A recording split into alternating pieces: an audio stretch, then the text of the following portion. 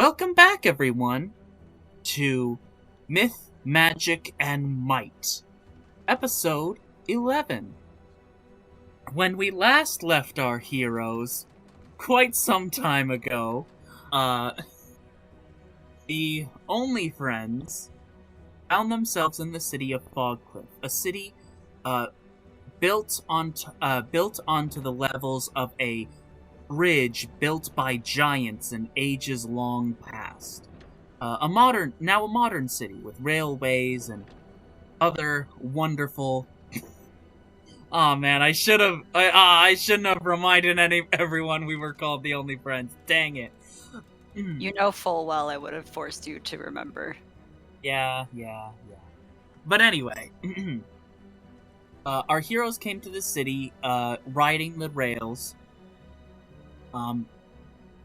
in search of a way to acquire supplies for their growing rebellion in the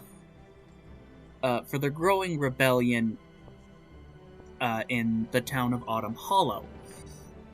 To that end, they also met with the shipmaster Raven, who a man of the Four-Armed tribe who challenged Hayden Alexander to a dance battle, which he was defeated soundly in by the wonderful stylings of the bard Hayden Alexander. Raven provided you guys with not only his shipwright expertise, but a few new crew members for Hayden's flying ship, once that gets back up into the air. Lana managed to investigate an old shop in the city that, according to the locals and what they were able to discern with their divine senses, held two of the feathers that she is looking for, but both were sold to. But both of them were sold off. One to the Emperor, and one to his Viceroy of Engineering. Jolin found a strange poster with someone that looks a lot like her, advertising a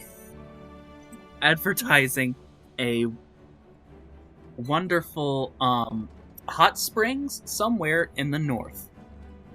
And Priscilla got drunk at the bar. I also stopped a train.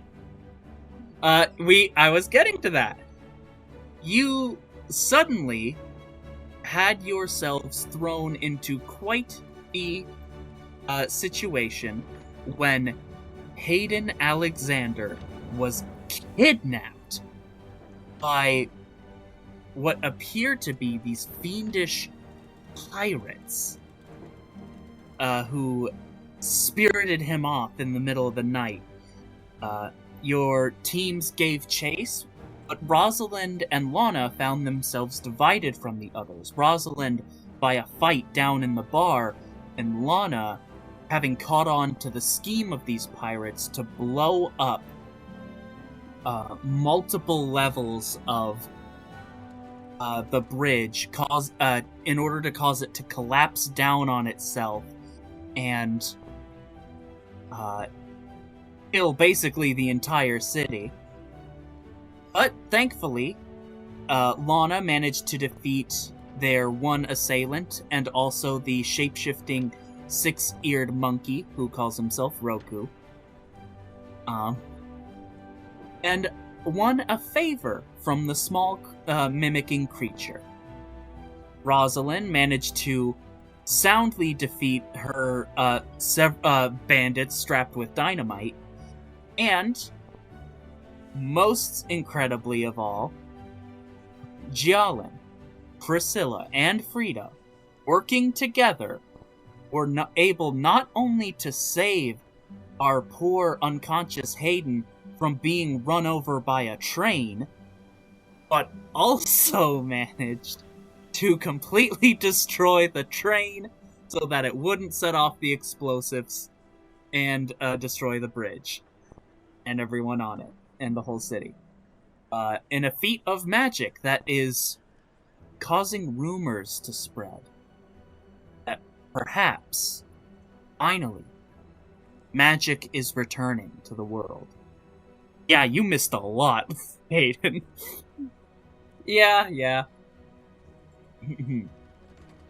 So, as we zero into the session, Hayden, we're going to travel back just a bit to before this whole mess started. A crucial piece of information that you may choose at your leisure to share with the rest of the Only Friends. Oh no, in fear.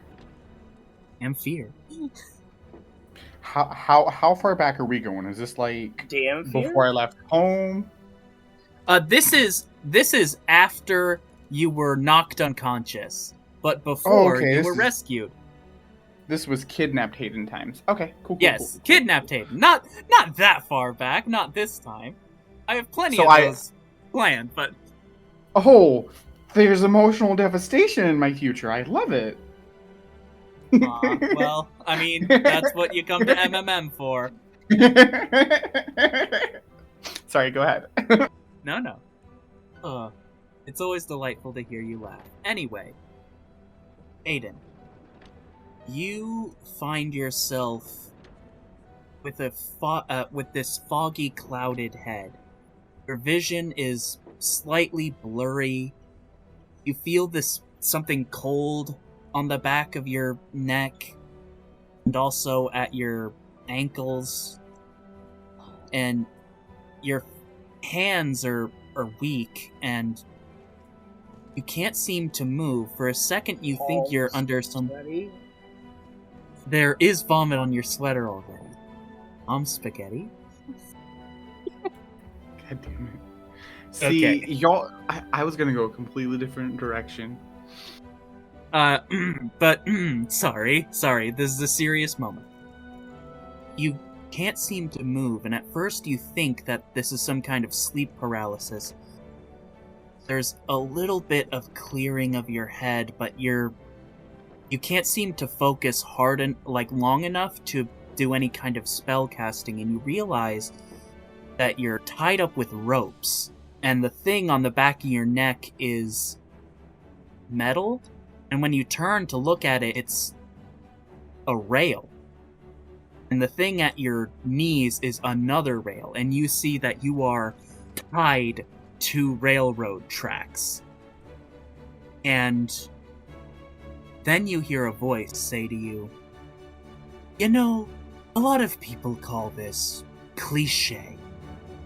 But really, I personally think of it as a classic, you know? It's suspenseful, it's dramatic, and it's deadly. What could be better?" And you turn to see the woman that you had met, Penny Cooper, standing over you, surrounded by these brutish tiefling thugs. I'm glad you're awake for this. I hope you'll stay awake through the whole thing. Boys, bring me my locker. I want to, wear the appropriate attire. And I have a burning question. I'm sorry to interrupt this incredible moment that you're describing. Am I able to speak right now? You currently are able to speak, but you know that your mind is not focused enough for you to cast spells. A lingering side effect of the... Huh? I have no desire to try and cast spells right now. Okay. Yeah, just letting you know, it's a side effect of the chloroform they used. Your mind's too fuzzy for you to cast spells. You see that they... Yep, no, go ahead. Considering this is not the first time that I, as in Hayden, have woken up groggily tied to things, I'm just gonna mumble, "That's funny. I don't remember having this kink before." That's one of the many things I despise about you humans. I try, art, and you all turn it into some kinky, weird thing. Honestly, it makes you easy to manipulate. Actually, kink is an art form, and it's a creative expression of the self. I'm sorry. I know, but that's you what are I hate so about it. boring. I hate you when you humans express yourselves. I'd rather you suffer and die. And then you see that the boys have brought this large leather trunk, the kind that you would have on a ship. And when Penny Cooper goes over and unlocks it, and they open it, and these clothing racks like pop up out from the locker, and you see several different sets of clothing on the rack. And when they they kind of like go through a few, and then they're like, here it is. And they pull out this like kind of old piratey looking getup. And when they do, you see that the body of this woman turns completely into blue smoke that fills this new pirate outfit. And as the smoke condenses and solidifies, it turns into the skull-faced tiefling captain that you recognize because he's the one who crashed into your ship before you crash-landed onto Geb. Your fight with him is what sent you spiraling into the darkness of Geb. Damn, how in the fuck did you survive? I was pretty sure you'd be dead by now. Oh, if only it were that easy. Yeah. Did you like this outfit? The real Penny Cooper was a poor lass from a world named Gothos. You know, I gotta admit, I love how you humans have so many polite little euphemisms to avoid things you're uncomfortable talking about.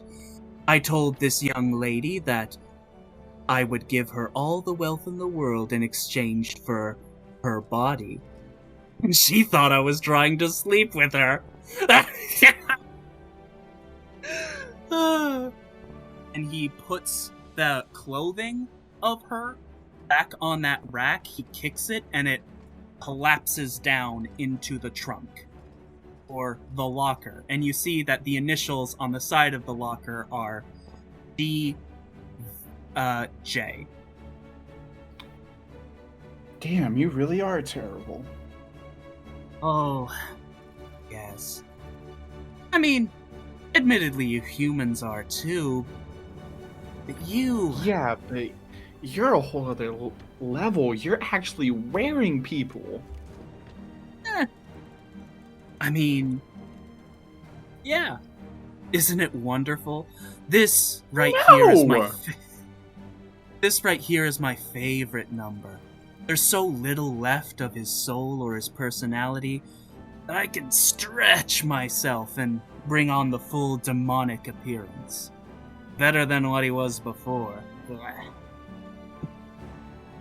But you know, I gotta say, Hayden, you really aggravate me.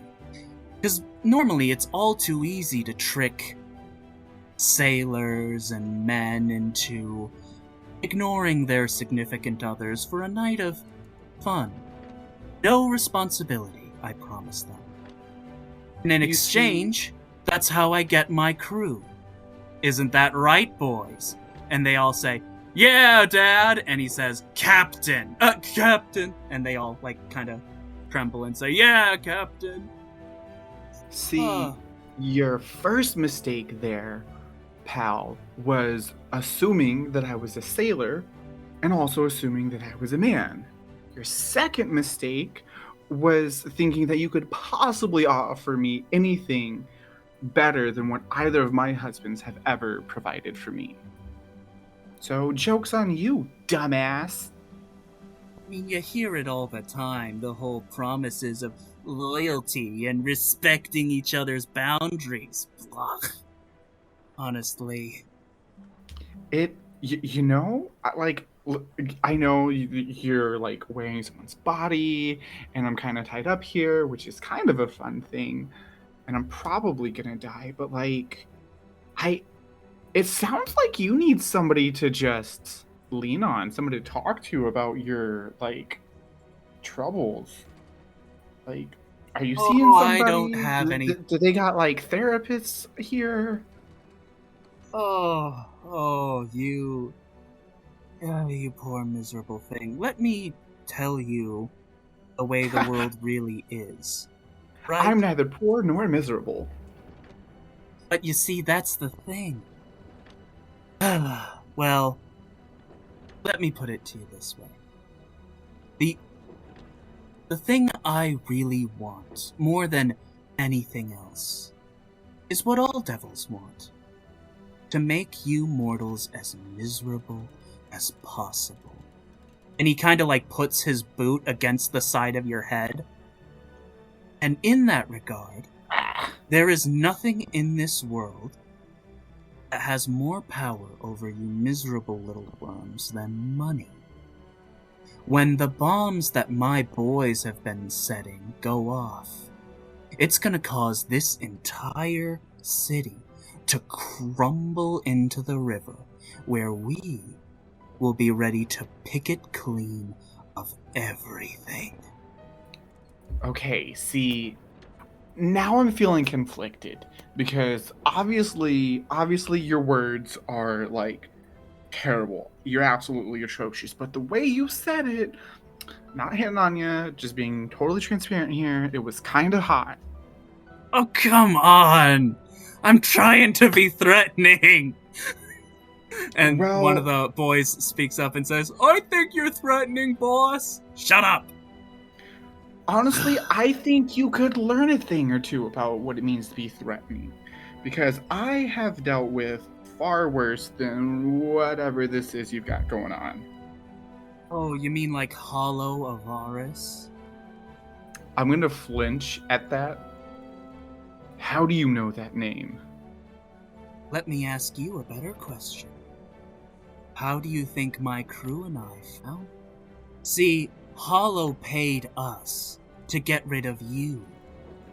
And once we escape this little miserable, forsaken dirtball, we're gonna scour space to hopefully find your little half-elven husband, who I'm sure is desperately searching for you.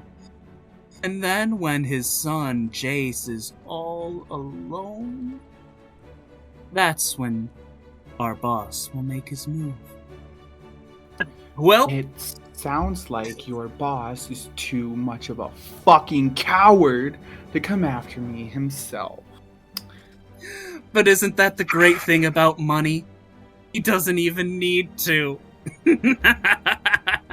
Well, I'm gonna get clear of the rubble and watch it all collapse.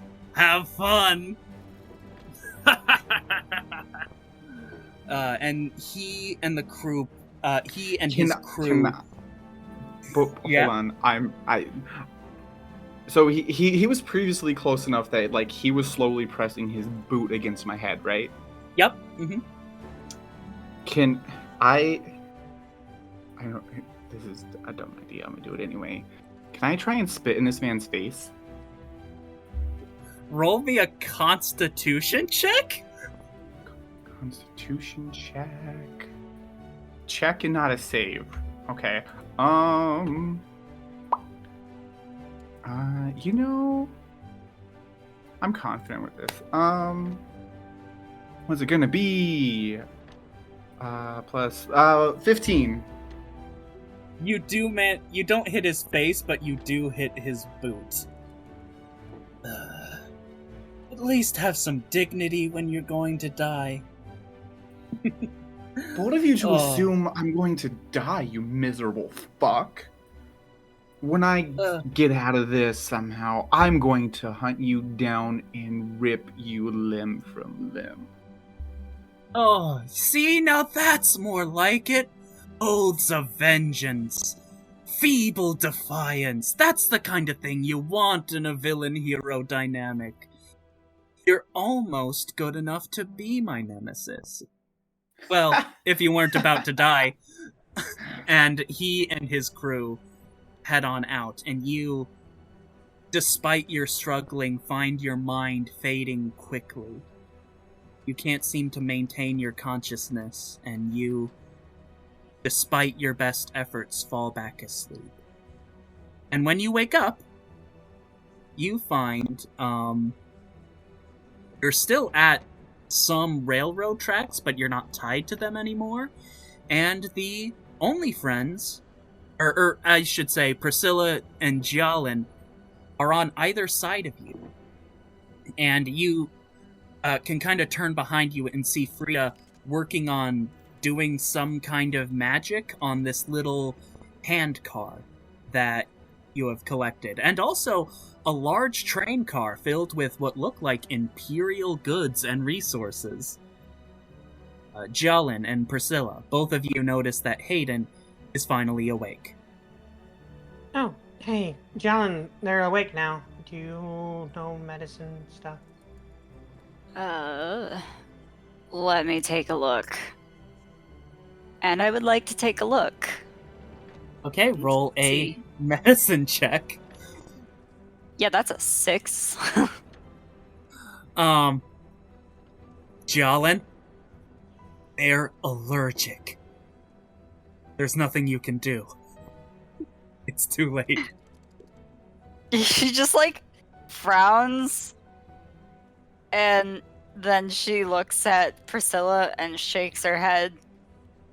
Sorry, I got nothing. Why are you making that face? I'm gonna go kneel by Hayden's side. We did everything that we could. I can make this easier for you if you'd like. I'm gonna draw my dagger from my thigh. What are you doing? What are you talking about? I'm fine. I mean, clearly I'm alive still. I mean, I am alive, right? This isn't some weird purgatory type of deal. Giallan, we're not in purgatory, are we? I don't think so. I highly doubt it. I feel like this would be a lot worse. It would suck a lot more if this was purgatory. Yeah. Has Rosalind arrived yet? Rosalind and Lana haven't arrived yet, but you guys are on your way. Okay. Well, if you want to die on your feet, then I'm gonna start cutting the ropes, making sure that they're free. Yes. You didn't. You didn't earlier. I mean, No. I suppose you were in a rush. You just were focused on the ones that were tied to the train. Thank you, Priscilla. It would be nice to have some feeling back in my limbs. What happened? Last thing I remember, you stopped a train. How did you stop a train? That train was supposed to kill me. Yeah. I threw a javelin really, really hard, and then some people helped me throw it harder. Hi, I'm some people. Okay. Frida over at the hand car messing with something is like, no, we used an electromagnetic launching a rail gun. Yeah. funny. We used a rail gun to destroy a train. Isn't that funny? I'm currently figuring out electromagnetic propulsion and how it works. Oh, that's fun. So, I have some news. But first, did y'all, was there anybody around where you found me, by chance, maybe? There was those people that Giallan killed over on the other cart. And what did they look like? Kind of piratey, evil, maybe? Like problems. Well, that's incredibly vague and unhelpful. Can I try to describe the bastard pirate man fucker person? Yes, you describe a I'll say 6'5" tiefling man with long red horns pointed up, with a skull-like marking over his face, and wearing a fancy pirate jacket and the kind of similar sailor outfit underneath that you would kind of expect of a pirate. And this description doesn't match anyone that Priscilla or Gialin saw, but it does match, but a general gist of tiefling pirates does match the people who kidnapped Hayden, and it does match some of the people you killed on your way up to the train tracks. But no such beings were here when you got here. They were long gone afterward. Gialin will relay this information. Damn it. Fucker got away. How do y'all feel about maybe a detour at some point? I know we've got a lot going on, but it's personal with this person, and I very much need to kill him before. Wait, is this pirate a him, or what are the pronouns of this tiefling pirate? Roll me a history check. Oh shit. Okay. Hey, that's gonna be a 21. You remember the initials on the trunk that he had, that long leather trunk. DJ. And you're kind of cycling through your information, and you realize that that trunk on a ship would be called a locker. And you realize DJ. Fucking god damn it. Fuck! That's good. That's fucking brilliant. God damn it. Damn it. Fuck! Okay. All of that was entirely out of character. I like to imagine that that's in character as soon as Hayden puts those two together and is like, wait, Davy Jones? Yeah. Yeah. Well, does Hayden have any concept of Davy Jones, though? Like, is that an established, like... You heard a sea shanty about them not 2 hours ago, or not more than a few hours ago. Oh! I forgot there were shanties in the place from before.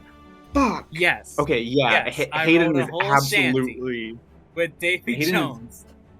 That's I'm just absolutely losing my shit right now. Fuck. I'm gonna look at Priscilla and Gialin. Y'all know of a Davy Jones? Do we know about Davy Jones? Both of you roll religion checks, and I think it's at this point that Lana and Rosalind appear and just can kind of hear Hayden angrily shout that particular question. That's a That's a whopping 5 for me. 8. Hello everyone, what happened here exactly? Davy Jones fucking do happened! you really need to ask when it comes to Priscilla? We stopped the train. Impressive. Wow! Who's Davy Jones? Roll religion checks. Religion or history? I guess either or, now that I think about it.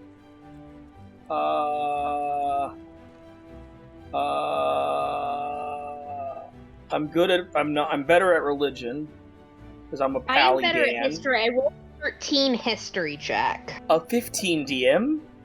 Okay, so, sorry, Priscilla and Gialin, what did you two get? I got a 5.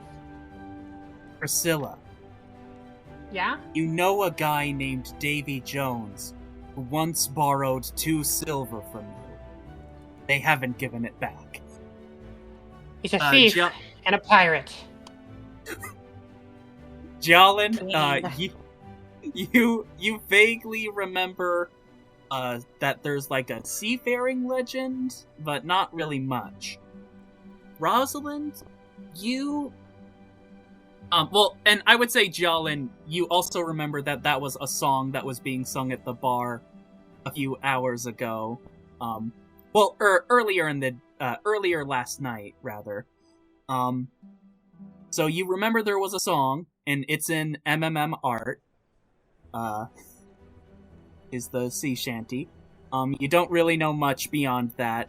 Rosalind, you are aware of the song, and you also vaguely know that there are historically recorded disappearances of people, particularly sailors and other, explorers and seafarers, and a few recorded instances of such things.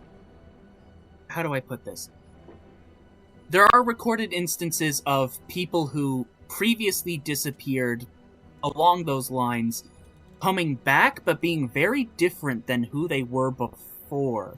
Hence kind of the inspiration for these particular sea shanties and songs that, these people disappeared and then they came back and they were totally different than how they were before, and their loved ones seemed not to matter to them or anything like that. Lana, your particular in your particular religious background, you have heard tale that these legends of this devil or this mysterious entity that possesses people, or this mysterious entity that causes these disappearances are linked vaguely to what you have heard is a devil. You don't know exactly how these disappearances work, but you know that these legends are rooted in a particular devil who seems to target seafarers. You don't know exactly what he does with the people he disappears. There's theories that he either possesses them, or he somehow brainwashes them. It's a little unclear in that particular regard, but you know that they are known to collect sailors in their locker. It's a malevolent being. He causes individuals to vanish and sticks them in a footlocker. Well, that's weird. Legends tend to be that way, but He's not a legend. He's real, and he's an absolute fucking bastard, and we need to find him and stop him, and I need to fucking end his existence because he's going after my husband's. What Is this does the same status of his birth have to do with anything?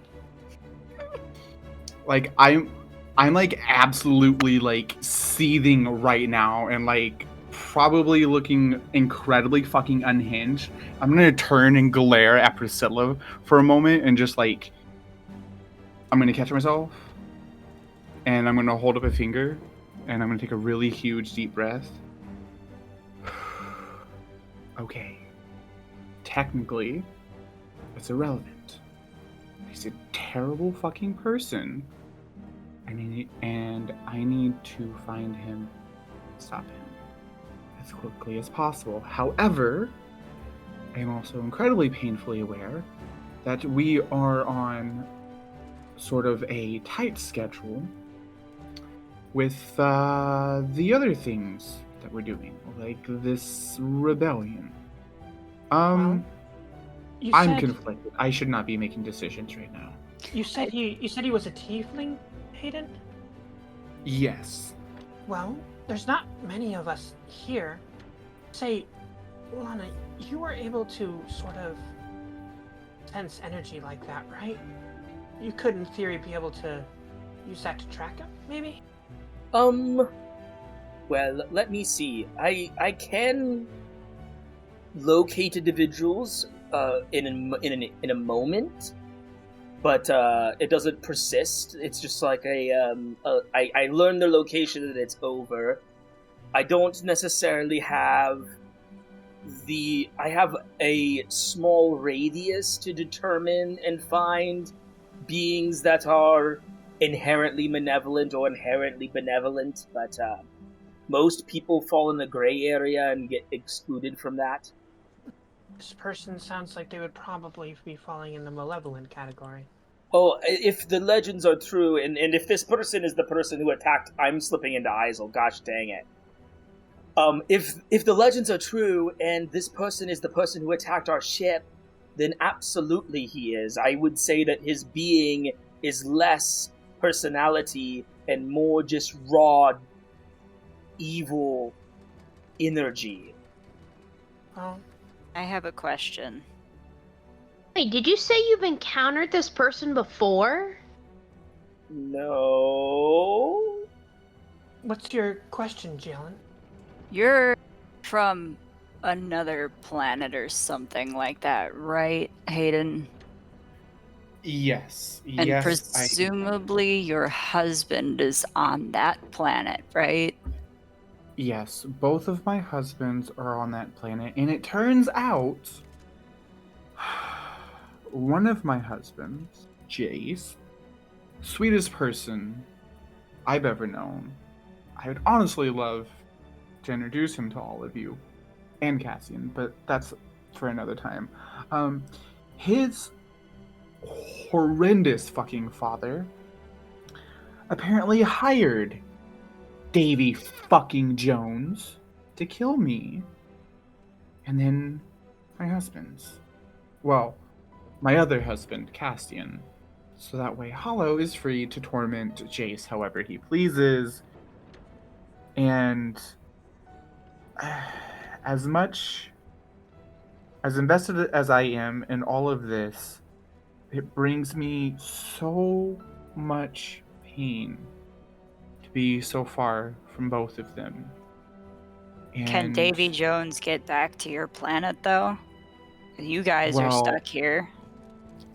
I know, but that's... In theory, yes, in a manner similar to what I'm hoping to be able to accomplish with all of your help. Presumably his ship also crashed and is in need of repairs. So, in a sense, I suppose it's a matter of who can make the repairs necessary to leave again. Would you like to roll me an insight check? Which one of us? Aiden. Sure. Just based on what you saw of him. And Fucking That's a nat one. Damn. you're not sure. I don't know, honestly. He seemed determined. Ideally, I'd like to stop him here before he ever has that chance to leave. If only I could warn them! Fuck! Well, she, puts a hand on Hayden's head. Then I guess we better hunt this fatherless child down. I very much would like that, but we do have other incredibly pressing matters at hand. And Like this train I derailed. Yes, like the train that has been derailed.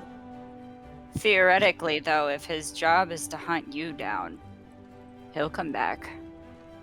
We will have time to deal with this Davy Jones. Let us finish our rebellion, and then maybe we can at least work on a way to get a message out to your husband's Hayden. That might be faster than getting the ship rebuilt, and it will be a start. You both make a very compelling point. In fact, let him tire himself hunting me down, and we can focus on this rebellion and everything else. It's at this point that oh, sorry, Rosalind. What did you want to say? With this train being derailed, when it doesn't get into the station on time, it's gonna start. People are gonna start looking for it. So we need to take care of this sooner rather than later. Right? You kind of look back, and there is like a crowd of people that's beginning to form around the wrecked train. There's a lot of like, pointing, and a lot of like, what is that? How did that happen? What on earth? And a lot of like gasps and like confusion. And it's at this point that Frida speaks up and is like, "Oh, I got it! I figured out. It's moving. Okay, everyone, we got jump on, because I got it moving." And you see that the hand cart and the car behind her, like you guys like took out one of the train cars and put it back on the rails, and you're using Frida's magnetic magic to propel the hand car you guys used and this large supply cart down the opposite tracks. Your kind of current best plan for getting this stuff back to you guys is to sorry, let me look at the map just so I know I'm using the right names for the cities. I'd like to stand on this cart, hoist my javelin high in the sky, and say, "Down with the Empire! Long live the Revolution!" Oh no! Roll a... Whatever it is that she has to roll, can I jump up beside her and raise my axe to give her help? Can I take over this speech, because I'm good at speaking, and make this my persuasion check? And have them give Priscilla, me would advantage? you allow this? Basically, I'm saying that and then turning it over to you, so you can finish the speech. All right, Can I give a bardic inspiration? I will Yeah, absolutely, you can give bardic inspiration. I will absolutely accept bardic inspiration, and unless your persuasion is higher than mine, I have a +4. I have a +7. Yeah. Let Hayden take the wheel. Hayden is currently not in a headspace That's also valid. That's also for valid. that sort of thing. Leaf could do it, but Hayden currently is too busy like fuming and trying to not panic over current things, so hence the offering of a bardic inspiration. And I'm not gonna say anything, just sort of pat you on the arm encouragingly. Poof, bardic. Awesome. We're in my brain says Frostcrest, and that's not it. Fogcliff. Fogcliff. Ah, yes. Yes. That was the weather condition I was looking for. Yes. People of Fogcliff, your empire has kept you smothered for far too long. You see, as you're speaking, the crowd is actually like growing bigger, and even as the car is like slowly moving away and picking up speed, people are like walking like with you, like along with you guys to like here.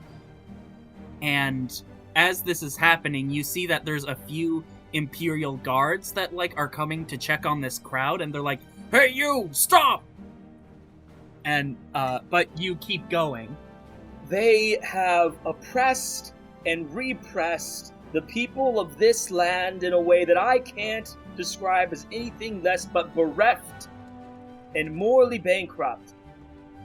The truest darkness is spread over your people, but you are the lights to brighten up a night sky, to say that you will not suffer the Empire's might. We have stopped this train, and the explosions it was meant to bring to tear your city to shreds, and we have seized for you the materials that you need to start your own revolution and take your own freedom into your hands. The Empire does not own you for the people. It is the people who make up any empire. Okay, roll your persuasion check with advantage and a bardic. Let me see if I have anything else I can do for myself. Viva la revolution! I have no liberty, fraternity, and liberty, fraternity, and Unity, liberty, fraternity, and unity. Yeah, I don't have anything else I can do right now. No, can I use my charge of burning hands just to throw that up in the air as one last hurrah? Sure, I'll give a +2 for that. Because magic's back, baby. Yeah, magic's back. I actually will say, when that happens, I'll say, see, magic is returning to this world. Might is no longer enough to keep you down. And we will continue to free the magic from the dungeons. And that ain't no myth. And that ain't no myth. Well said. Am I able to Add an use... extra +2. You're not. Am You're gonna I- regret that. Your bardic is a D6, Leaf. Let me double check. Yes, it is. Alright. No, Roslyn, you're being- what was? Yes. Yeah. Oh, yeah, can I use channel my key and send 3 scorching rays up into the air to add fireworks effect? Yeah, sure. Can we'll I add a +1. glow? Okay. We're Okay, all I just think showing off magic. This is as high. This is as high as I'm gonna let this bonus grow. I mean, you don't. How? So I get a +6 on top of that. Well, we'll say +5. +5. Okay, yeah, that I really shouldn't, but this is really cool and rad. It's not gonna really change the roll because it's absurdly high regardless. Because I rolled really high on the die. Nice. So 20. So with a +5, 29. Oh gosh. With a 29, you, as the crowd sees these displays of magic, one person in particular catches your eye, Jialin, and it's the changeling magician who you and Frida saw try to put on a performance earlier today. And he's the first in the crowd who stops running and just looks at this and then looks at the demolished train. And even the others are shocked and surprised, but he's the first one who internalizes the thing you've said. Because, as Frida looks at them, Frida knows that this is what this person has been praying for their entire life. And they just break into tears. Their little assistant, to Black Cat Tabaxi on their left-hand side, and their giant child orphan kind of trudging up the back of the audience to see what's happening. And he's the first to say it. The magic's back. It's really back. It's really back. It's back. And some of the Empire soldiers kind of catch up to him. He's like, "What is this moron yelling about? Get out of our way!" And he's like, "Shut up!" And he full on starts a fist fight, and this crowd turns into a brawl. And you can see that these, few Imperial soldiers that showed up to investigate what's happening will not be enough to stop the spread of this news here today. That magic is returning to the world. And all of you can feel this ease and confidence well upon you that you started something here too. That you lit a new flame here in the city of Fogcliff. Our influence is spreading. Jalen looks so proud. Ah. We are the spark that will light the fire that will burn the Empire down. God damn it, Avalon.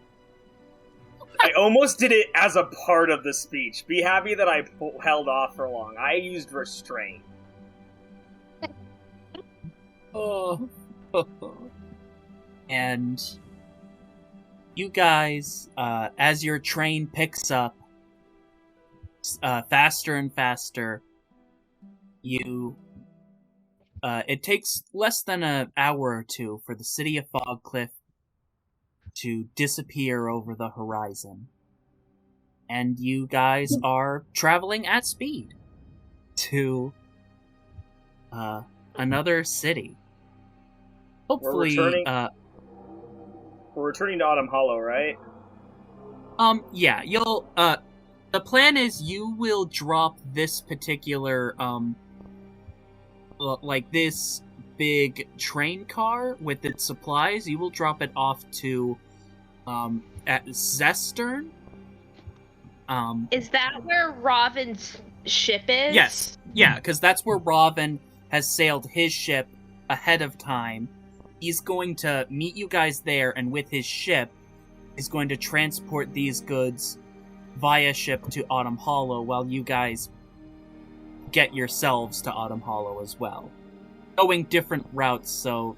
well, theoretically, I suppose you don't have to not go on his ship anymore, since you guys are... If the cargo gets caught, we don't want to be tied to the cargo, theoretically. Right, yeah, So that would be the probably only safe. reason. It's up to you guys.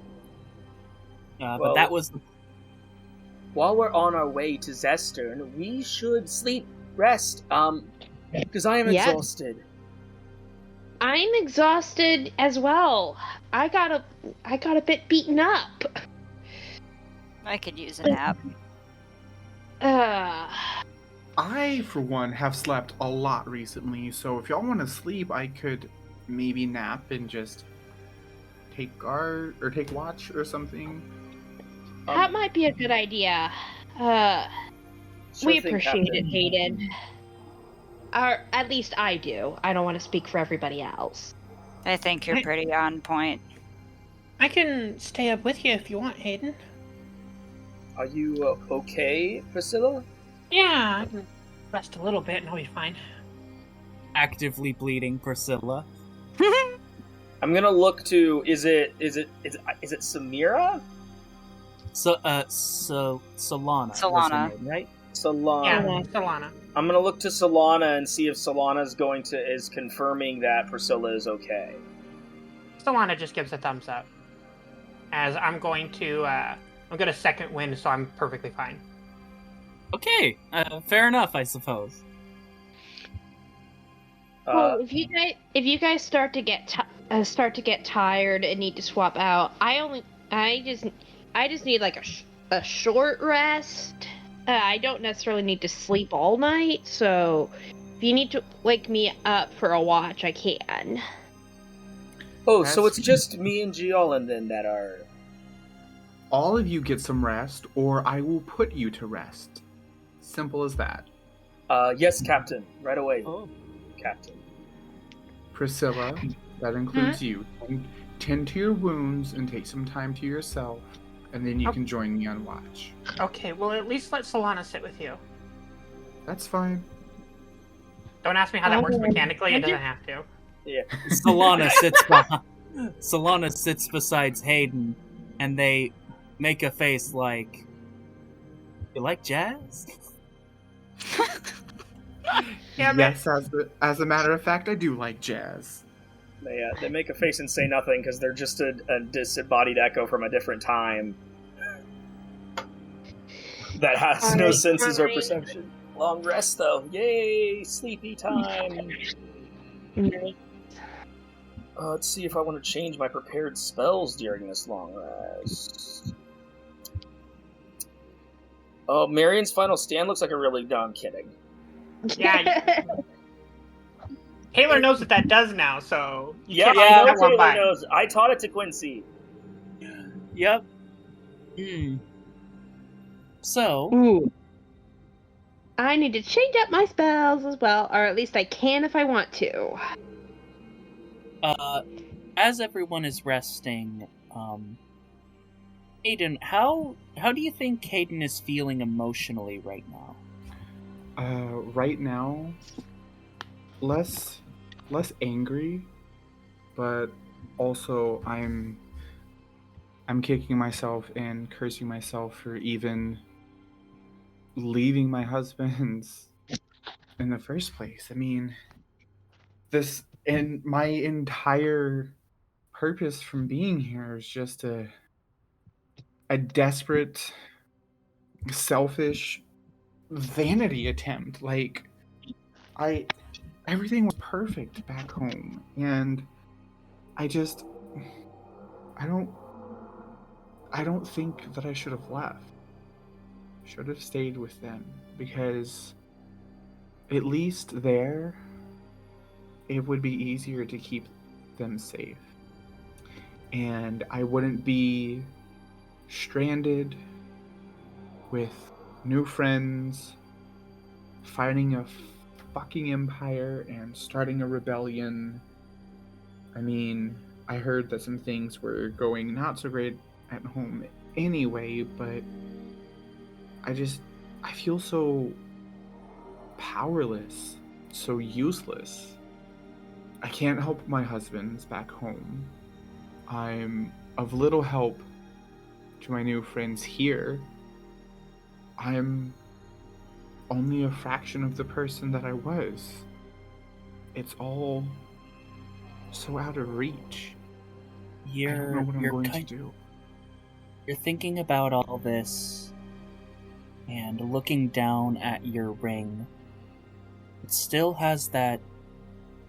Your ring is still magical. Even in this world, it maintains that spark of magic and a connection to Jace and to Castian.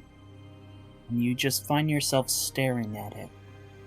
You're unsure of what to do. So much doubt clouds your mind. But you... I wish more than anything right now they would know what to say, what to do.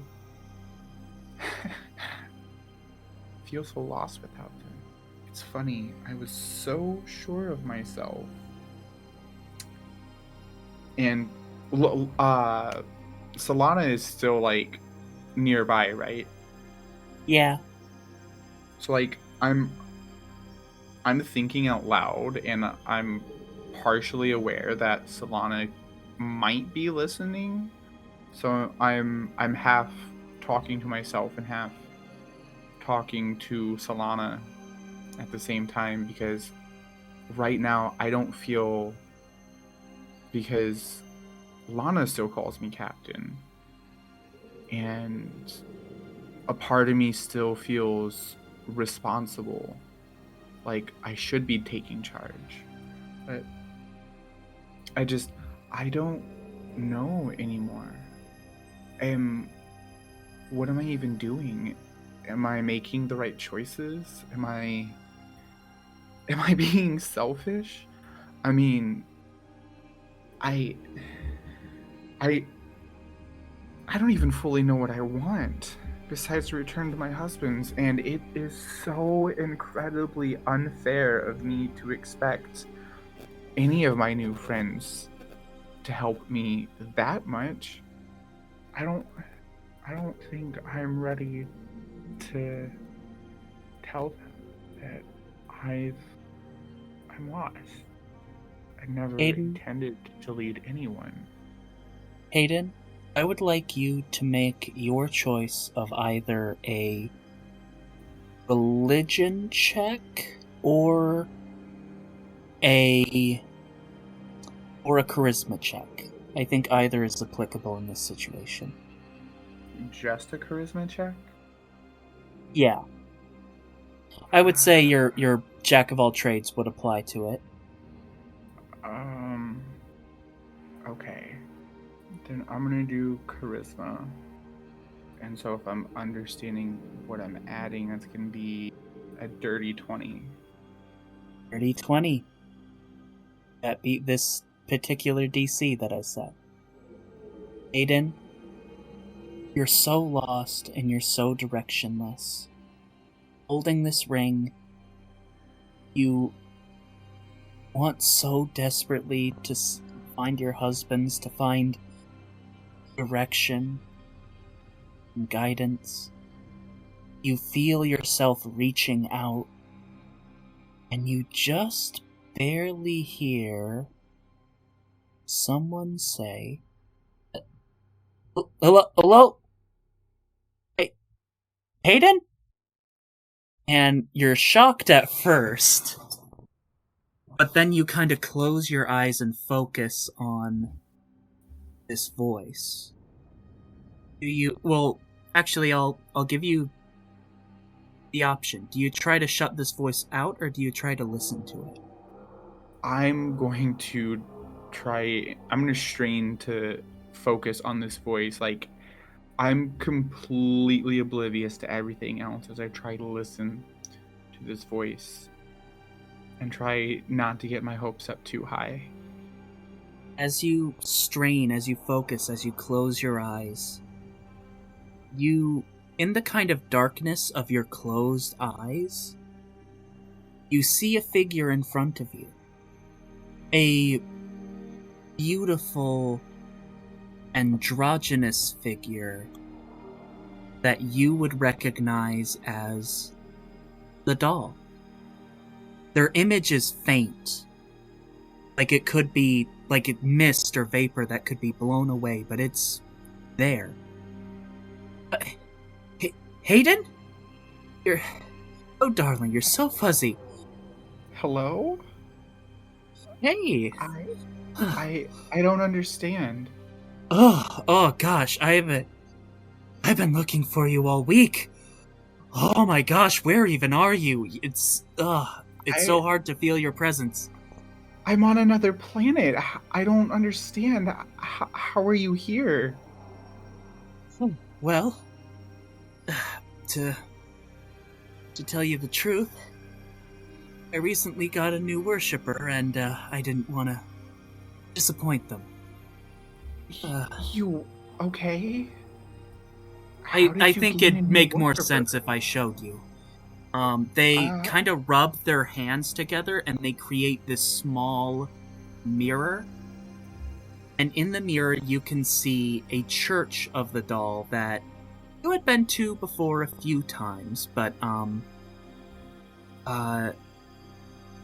you do recognize the inside of it. You weren't like a regular there, but you do recognize it. But this is back in Douglas, and you see your husbands walking in, carrying Nyx and a little Bjorn. You can tell this is kind of after service. The chapel is mostly empty. A few people, cleaning.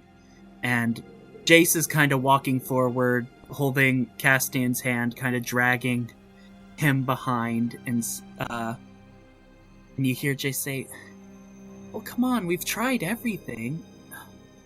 And Castian responds, "Darling, I could be I should be scouring space right now. Like, but come on, it can't hurt, can it?" And Castian says, "Darling, I don't think..." And Jace gets this, puppy dog look on his face. And Castian just kind of sighs and rolls his shoulders back and is like, "Okay, I suppose it can't hurt." And you see Jace approach the altar of the doll with the statue of the doll. It's a very beautiful statue because, it's designed in such a way that it's built of these multiple different sections that, almost like an optical illusion, depending on what angle you view the statue looks different, representing the multiple different ways the doll appears and inspires in others. And as Jace kind of kneels, he says, Please help us find him." And Castian, kind of to himself, apart from Jace, kind of just thinks, "Look, I don't know if this'll do anything, but if there's one person who deserves to have their prayers answered, it's that guy." And then you see little baby Nyx see that her dad has put his hands together, and she she tries to like clap, and she like hits the bottom of her left hand, but then her hands, go to either side. And then she opens her arms again, and she tries again, and she wraps the fingers of her right hand over the fingers of her left hand while her left hand fingers are still out. And then she smiles, and she shows, and she kind of taps Jace like, look, I put my hands together in front of the pretty rock. That's the thing we're doing now, right? And you see Jace smile and cup their hands around little Nyx, and you hear him say, "You know he'll come back to us. And I know your daddy will come back to you too. Because he loves you more than anything in the world. And when he comes back, he's gonna tell you all sorts of fun stories about whatever wonderful adventures he's having. Know it. Know it."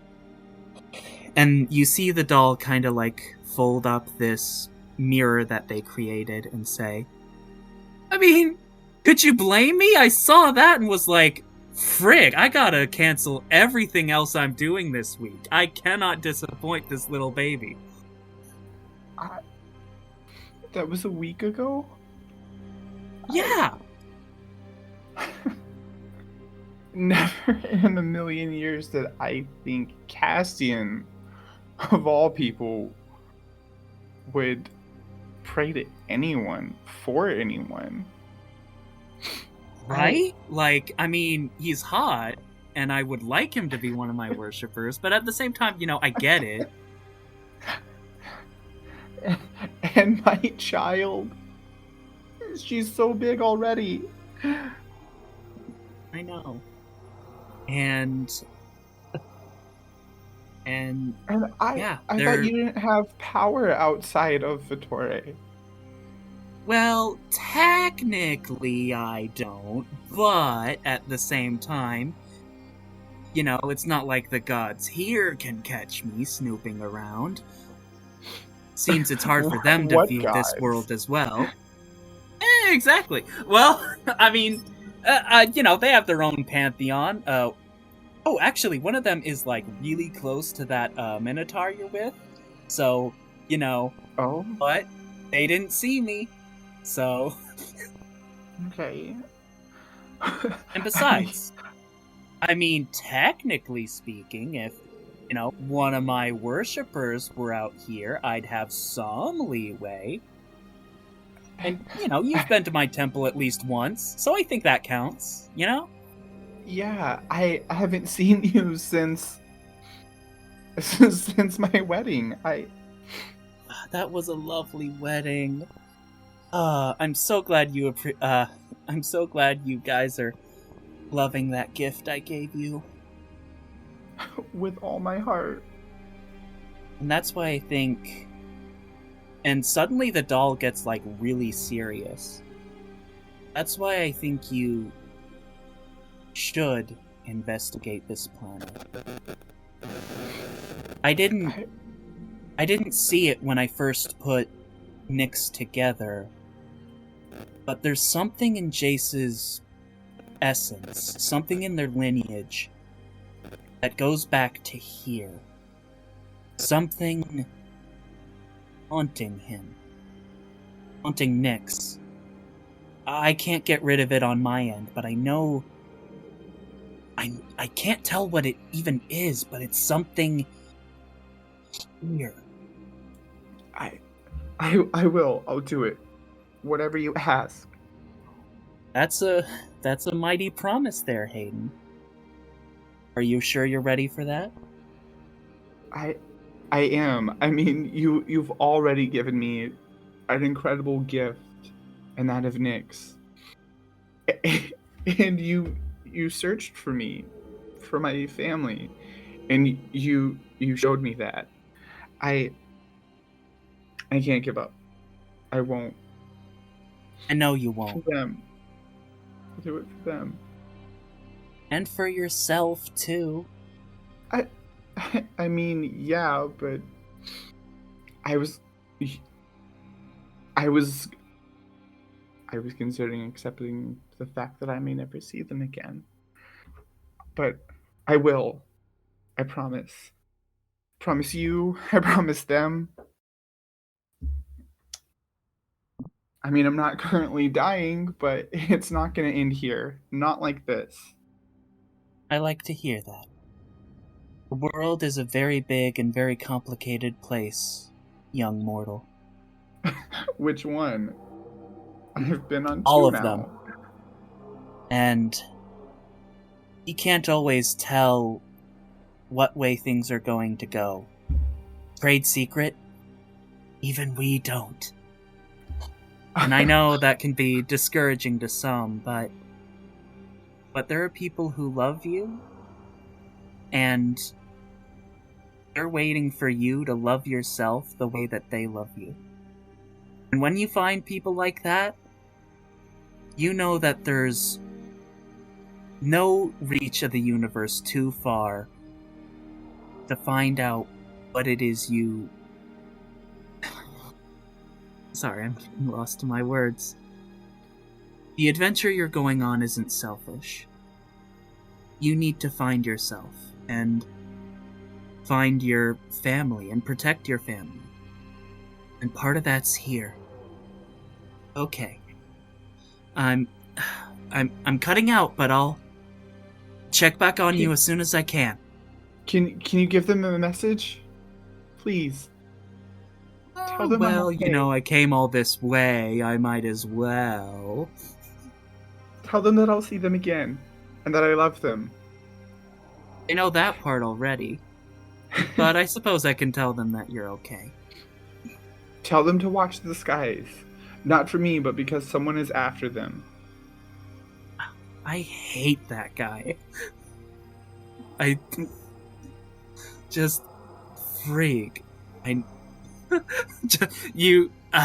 Sorry, I can't even get into it. I can't even get into how much I hate that particular guy. It's okay. It's okay. F him up for me, okay? I will. I certainly plan to.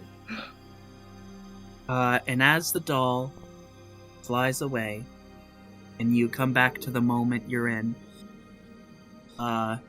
everyone can level up to level 4, and Hayden, if you so desire, you may multi-class into Paladin. I will do so now. Level 4! So we get feats now, which means that my original feat that I get... Yes, that I got, yes, now grants your benefit. Yeah, and I think we said I can use UA... You cut out for me. What did you say? I think we said I could use UA Heavy Armor Master. Yeah, I like that. I'll decide if I want to do that or Great. I don't remember if Great Weapon gives me a plot. It gives me a stat increase. Do I take my ranger level now, or do I hit level 4 for fighter? You're free to do either. Well, I think she's asking for I'm opinions. asking. Oh, y'all what y'all okay. think. Take the Ranger level 1 or 4th level 5. Mm-hmm. What are your stats right now? Right now I'm sitting at 16, 17, 16, 12, 13, 12. So you have a +3 in your primary stat. Ranger gives you a lot of skill proficiencies, but other than that, it's not. I would get your attack stat up, just one boost before going there. I would probably go 5 levels fighter first, and then take the ranger level. And if you're not gonna do that, then 2 ranger now, so that you can go straight to 6. When you hit 5 at fighter, but. I'm Nice, taking nice, my paladin nice. level now for plot reasons. Okay, fair enough. I don't want to feel like I'm forcing you, but I did know that this was something you wanted, so I'm... Yeah, no, like it worked out great. I think I'm gonna take the. I think And I'm you gonna can take all the ranger because I need that favorite enemy. And you can all thank Hayden for this level up. If they didn't roll above a 15, none of this would have happened. Oh, wow. So, even after all of my debating and asking people opinions, I finally just decided on an ASI because it gives the most benefits for me. Jalen? Or you're muted. You don't Yes. have to talk right now, but I just, wanted I to... wasn't saying anything, but yeah. Okay, just wanted to check in case you were. I appreciate it. Thank you. What? Hey, DM. Yes. In this world, what would I consider to be the closest to working alongside goblins between orcs and gnolls? Or kobolds? Orcs. Okay. In the context of this particular world, are the offspring of goblins and elves. When goblins and elves have baby, they make orcs. Okay. Tolkien. And I presume that I would be able to have an inclination as to preferred terrain of goblins. I'm assuming swamps or swamps or grasslands? mountains. Okay. You're gonna take the actual favored terrain feat instead of the replacement ability? That's insane to me as well. I mean, I guess I could take the. Yeah, I don't think. Yeah, I'm just gonna. The replacement ability is like a plus D4 to your first attack every round. It's pretty good. Well, fair. What are you doing in my swamp? Jeez. Alright, so do I get to prepare more spells? I might get to prepare more spells. Or do get to prepare more spells? I still don't have an extra spell level, though. I'm still at 3 spell slots and level 1 spells, so... Hope everyone's having fun with this mid-level up session. Level up is cool. Hell yeah. I'm never gonna be Level mad up is about a level up. awesome. What do we think Level we up for need? me. Do we think we take Quinrell's Amplify to order to spy on people? Do it. I feel like that's our best find because I already have Bless, I have Cure Wounds, I have Detect Magic, I have Heroism. So, like, my other options are, like, Detect Good and Evil, which I don't really need because I have Divine Sense. Purify Food and Drink and Quinrell's Amplify are really the only other reasonable choices. Hey, Taylor, I have a question for you. Yes. This is more related to the programming of how you programmed your new your version of the Way of the Four Elements bug. Is there a way? Can you program it in such a way that I can change like what monk spell, the spell effects, the spells that I have through the spell tab instead of having to go back in features? No, it's not that. It's not that. The interface isn't that. Yeah, I'm sorry. Okay, so there's nothing I can do about that interface. If I ever want to change it, I do need to go in and change it in the cloud features. Yeah. Or the Sounds edit good. tab, yeah. I will keep that in mind. Thank you. But y'all, I now have a 19 AC, plus 5 initiative because I got my dex up to 20. Ooh, Nice. ooh, I need Goddamn. I need to find myself some plate mail is what I need to do. Well, you certainly have the resources to make it now. There's lots of steel and iron ingots in the carts that you're carting away. Nice. What level does my speed increase again? I gotta remember what UA1 does. It's a little bit because this one just has a flat +3. It's like your proficiency bonus is the reduction instead of so it starts out lower but it becomes higher.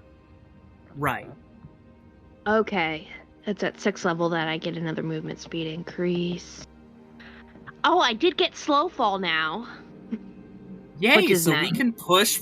So Rosalind doesn't need a Ring of Featherfall to fall off a water tower twice. I can reduce fall damage by 20 points Nice. if I spend my reaction to do so. I'm all set. Solana and I are good to go. And I also get more key points. I like that. Yeah. There. Also, I do have this javelin, which you never told me what the abilities for it were. Oh! That's right. The the electromagnetic javelin that was so thoroughly magnetized that it's basically permanently magnetic. Mm-hmm. Right now, Rita Okay. is using it as part of the method to move the whole train along. I will get that to you later. Okay. I'm very sorry I didn't have it ready by now. Oh, I no, should've no, you're remembered. good. You're good. I will... I can't believe you took the magnetized... Yes, I did. It wouldn't move. That means it's magical. It's magnetic. I have another question for you before we move on. Do you want me to use the Gambit, the 5e Gambit version of Great Weapon Master, where I can take a -5 to get a +10? Or do you want me to use the UA version where I just get to add my proficiency bonus flat to it? Personally, I'm fine with either. I don't have a preference between those two. The +10 is technically better. Yeah. Oh well. So yeah, I'll take heavy. The main reason is that the Great Weapon Master in that version also gives a strength increase, so I could have taken that instead of having Armor Master and made my score an even number because my strength score was an odd number. I also think that feat does need to be nerfed because it does push heavy weapons a little bit. It pushes particularly Polearm Master a little bit too far ahead of the curve of everybody else. Yeah. I think it ends up being an average of like, yeah. So UA at level 20 only, UA Great Weapon Master and UA Polearm Master. When we apply all of the 1D&D rules, the Polearm Master becomes now the third best build for martial build for pure damage output behind. No, it's the second best behind triple shot hand crossbow. But that moves down, and Polearm Master moves up, and it moves up a lot. So where the gap between Polearm Master, which is the best build, and two-handed melee weapon, which is the second best build, is like 7 points of damage. And I think if they just made Great Weapon Master say you add +2 damage to your hit every single time, which is still a pretty powerful effect. You're basically giving them the duelist effect, plus a strength bonus, plus the re-attack on crit. Then the difference becomes you have 3 more points than the second highest, but you also are sinking the highest number of feats and your bonus action, so it still deserves to be the highest damage, but it's not such a huge gap. But they didn't take my advice when I told them that. No. And Jalen has got more fire. Hell yeah, Jalen. Pun intended. Hey, this just pushes the what would it be? Brazilian ship further. The Priscillian ship? Yeah, Priscilla and Jalen. I didn't know that was a thing. I didn't know that was a ship either. It is now. I felt like this was a pretty aromantic campaign so far. You would think. Brandon said... I thought we were only friends. You would think. Oh, that is true. That is true. If any romantic entanglement happens, then you can't be the only friends anymore. That's not true. We can be friends with benefits. Exactly. You can have a relationship with one or more individuals that is sexual in nature but not romantic, as well as the opposite, and so many other things in between. Also, I realized as I started speaking that it sounded like I was getting angry. Not angry, just very passionately You're very passionate. providing information. Don't sound angry. I felt like I was starting to a little bit, so I'm just like, whoops, let me chill and better indicate my intent. Me every day. Me just trying to exist. Mood. Are we the same person in different fonts? I'm starting to think that may be the case. Delightful. There, the Venn diagram between Doc and me is not quite a circle, but it's very close. Anyway, It's egg-shaped. it's egg-shaped. That is correct. That is accurate. It's not really a circle so much as like the middle anamorph. God damn it! Full circle. We are full circle. Back to mic checks. Full Back to circle. the Oh. I'm so glad this planet doesn't have circles. Don't you mean full Venn diagram? Full Venn diagram. Back to mic checks. Venn diagram, or is it a Venn diagram, or is it a sideways 8? A good These question. are the real questions. So Does that just anyway, make it an infinity symbol? let's. That's the Okay. joke I was This is how trying we to all make. This is how we all became a basic white girl tattoo. Gosh. Okay. That is very much decidedly not my gender, ever. Fair. Yeah. Fair enough. Okay. Yeah, Lee's So let's. never basic. I mean, sometimes. But basic white girl tattoo, never. Okay. Let's focus up. Back on our session. I know. We did a sideways split to do a level up, courtesy of Hayden's great roll. Okay. So, we find ourselves rolling down the tracks. It'll be a little bit before you guys reach the city of Zestern, but you guys have like enough food in your packs that you don't really have to worry about stopping to gather food or anything in particular like that. Even if it's kind of the the stuff that you could keep in your pack, rations aren't necessarily the best food, but it's better than starving.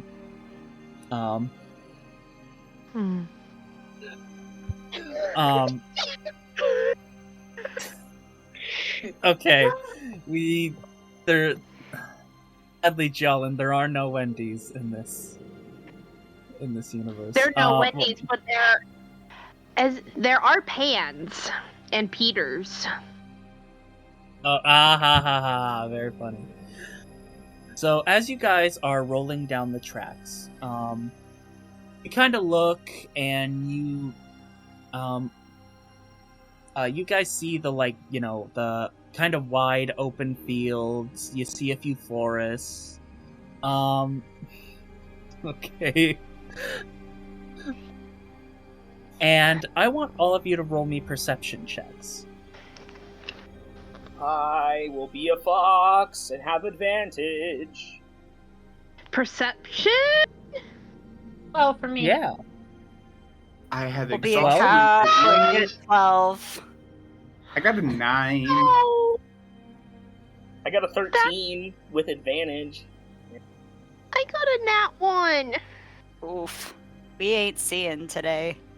No, Ross, I'm really distracted by what I'm remembering from the Nightmare Realm, and also trying to play with eyebrows. you just remembered the Nightmare Realm and everything that happened in a dream that you had that was also not a dream? Yeah. And you're just kind of That's right. flashing back through all of that. Priscilla, what did you roll? I rolled a 12. Okay, so the highest was a 13? Dang it, Dendar. Yes, the Um, highest was a 13. Okay. So, Isel? it's not too terrible. Lana, as you're kind of staring out over the distance in your fox form, you see a very peculiar sight in the distance before your group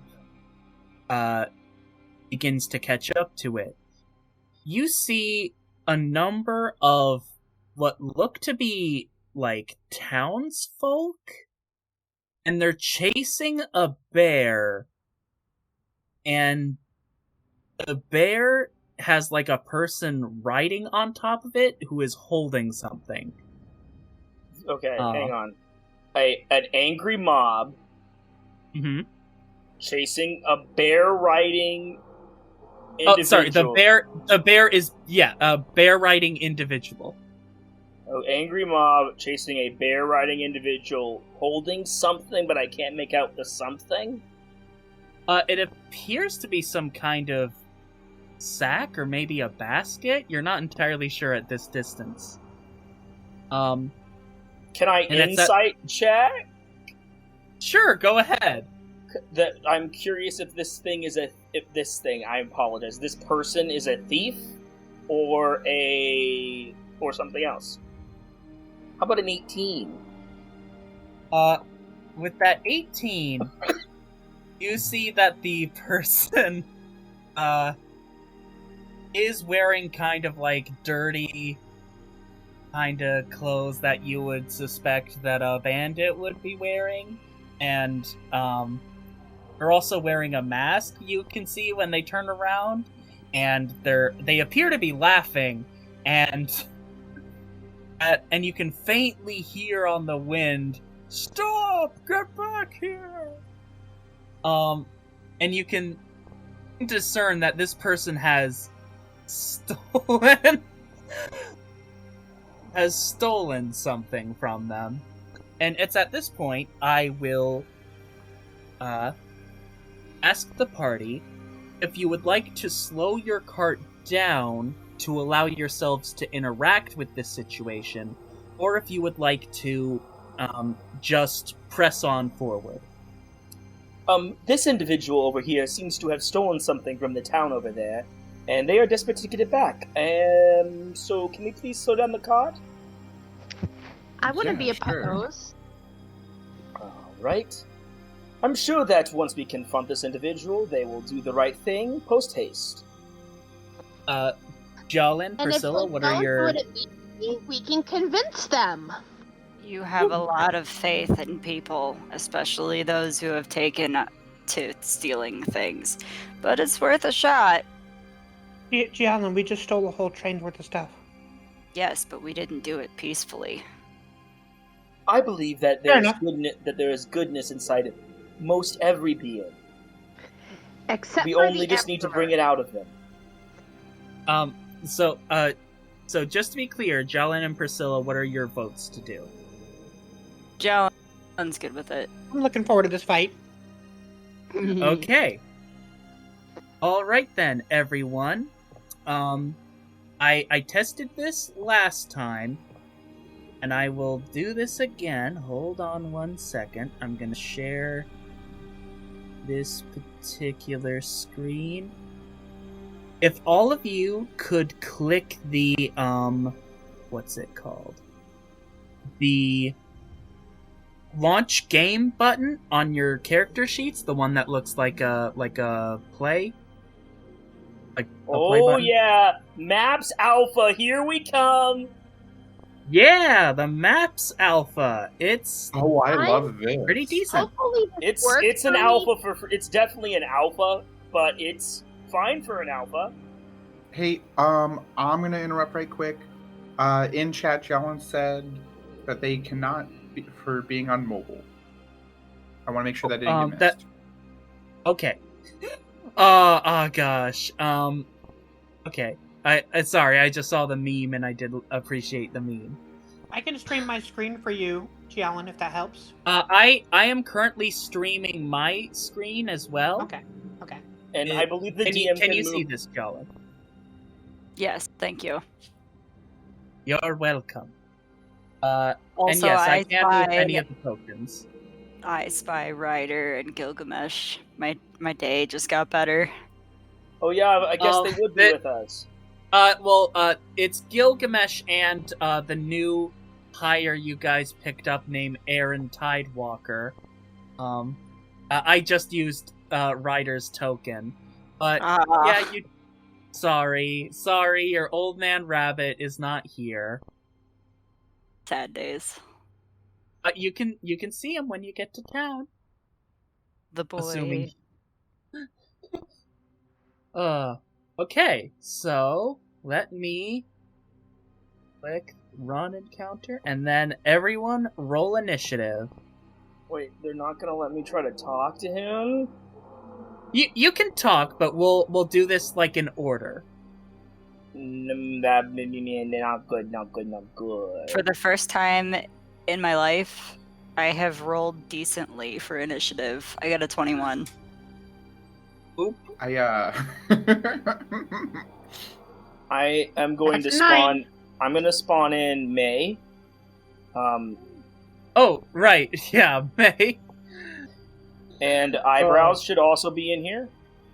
Yep. May has been very well behaved. She's been a very good girl. And Eyebrows, she has tried to eat Rosalind's shoes. That checks out. You Yeah. said it was Frida's shoe earlier today. Oh when yeah, I asked about it. Frida's shoes. Sorry, my mistake. It's very important whose shoes they are eating. You are correct. Turns out pseudo-dragons are just a variety of cat. Correct. That is absolutely correct. Okay. Are they So- a CR0 or a CR1 quarter monster? CR1 quarter. Okay, so, Jolin, you are up first. You see these group of commoners chasing this bear and man on bear. What do you do? Well, one person mentioned that they wanted a peaceful interaction. But I am not built for peacefulness. Peace was never an option. Exactly. So, roughly how far are they from me? Okay, let's count it out. 5, 10, 15. About 50 feet from you. Sweet. She just looks at Lana. I'm sorry. Peace is not an option. And I'm gonna yeet a javelin aiming for the bear's back leg. Okay. Roll to hit. Is a 23 gonna hit? Yeah, that hits. Even with our cold shot rules, yeah. And that is a 5 for damage. Okay, you deal 5 damage to this bear, and I will say that will slow them 10 feet. Nice. Okay. Let me just make sure that there's not something else that I should be doing.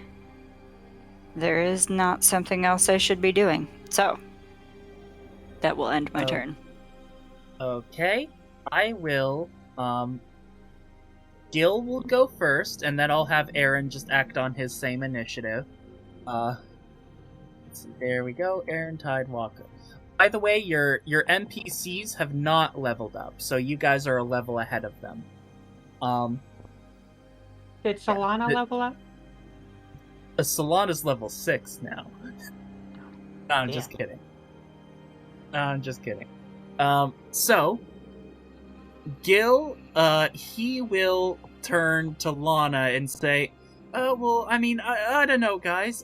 Maybe we should, listen to Lana and, you know, try to resolve this peacefully somehow. Lana, what do you, suggest I do? You can roll an insight check if you want, Lana. Are you, if you're speaking? Are you speaking? 14. Sorry, I was muted. Okay. 14. I guess I'll roll deception for him. Ooh, fail. You see that he really wants to impress you, which is why he's willing to do what you tell him to do. What I would suggest, Gilgamesh, is some sort of distraction or means of immobilizing our opponent so that I can have a conversation with him. Okay. Let's see. I think I got something. 5, 10... Or actually, we'll say that, like, Frida is kind of the front of the thing. And then, let's see. 5, 10, 15, 20, 60. Okay, so right around... I'll place a token for... Just... Oh, no. I'll place this token to represent where it is. Gilgamesh casts Silent Image and creates the illusion of a brick wall right in front of these this charging bear and this bandit. Whoa! And both of them are very surprised. They will, on their turn, roll like an investigation check to determine if they think it's a wall, and if they think it's a real wall, they'll kind of run around it. So, it is now Aaron's turn. Aaron Tidewalker, the merfolk fighter, the merfolk psychic fighter, I should say, who wields a blade, but also has mysterious powers to move things with his mind, and wants a life of adventure beyond his home upbringing. He turns to Hayden and says, "Well, you would be the captain of the ship, so I'll defer to what you advise, sir." So Hayden, what do you advise for Aaron Tidewalker to do? I advise not dying on a mouthful of pizza. Just that. I'll do that, sir. I was just about to. Without your advice. Leaf was dying on pizza. Well, it seems that the bear has been temporarily handled. I think we should give the others reason to pause, shall we? I would absolutely hate it if they caught up to that bear. I think that's fair enough, Captain. And he will stretch out his hand, close his eyes, and kind of will, or you could potentially say, force a... Did you just now get it? No, Taylor's hitting it on the nose too many times. Too hard. Okay. He raises out his hand, and a gust of wind separates the commoners from this bear. They kind of like back up in response. Oh, and sorry. Okay, Rosalind, it is now your turn. Real quick, out Yes. of character, because I want to make sure that it's clear to the party what my intent for this suggestion. Basically, so that way we can find out like both sides of what the fuck is going on.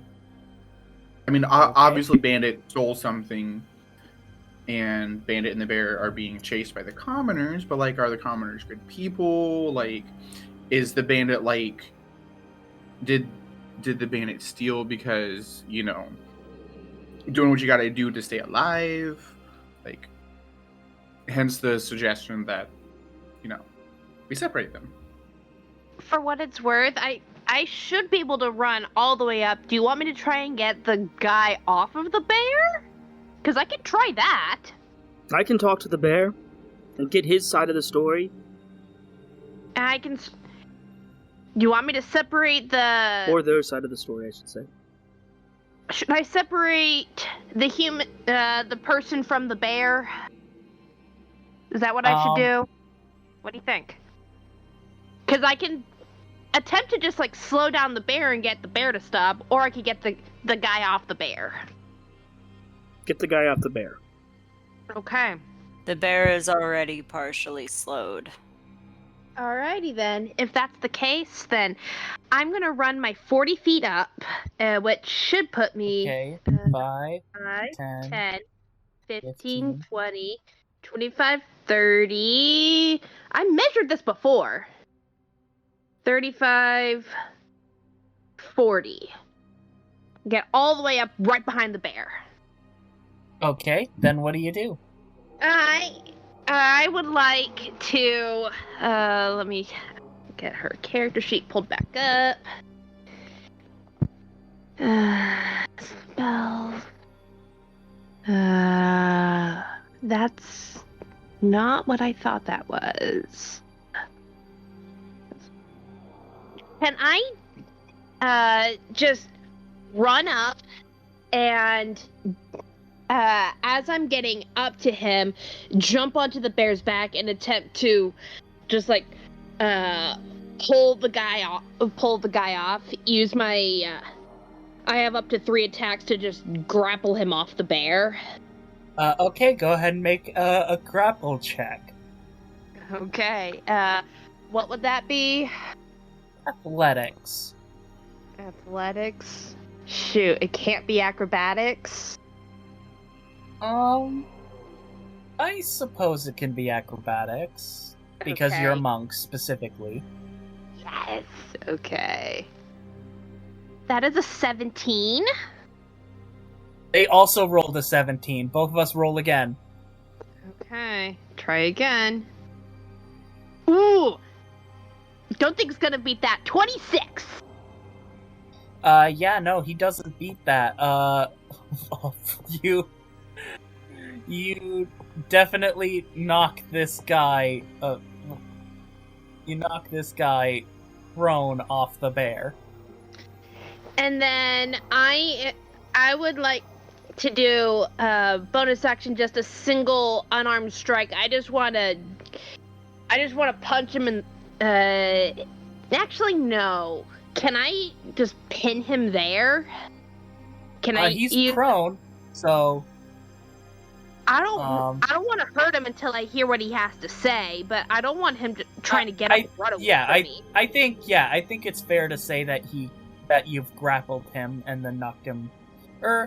Go ahead and roll one more acrobatics check versus his strength, and we'll see if you can pin him on the ground. Okay, that works. I'll give you one more chance. Another 26. Oh yeah, he's grappled. You got him. Okay. I'm able to acrobatically just jump up, grab like the top of his head and like yank it onto the ground, and then as he's laying there on his back on the ground, I will straddle him on either side. You're not going anywhere. Okay. He growls in pain, and Hayden, it's your turn. Been so invested in what everyone else was doing that I did not land my turn. Terribly sorry. No worries. It's been a long day. Hey, no, stop that. Played. Okay. Sorry.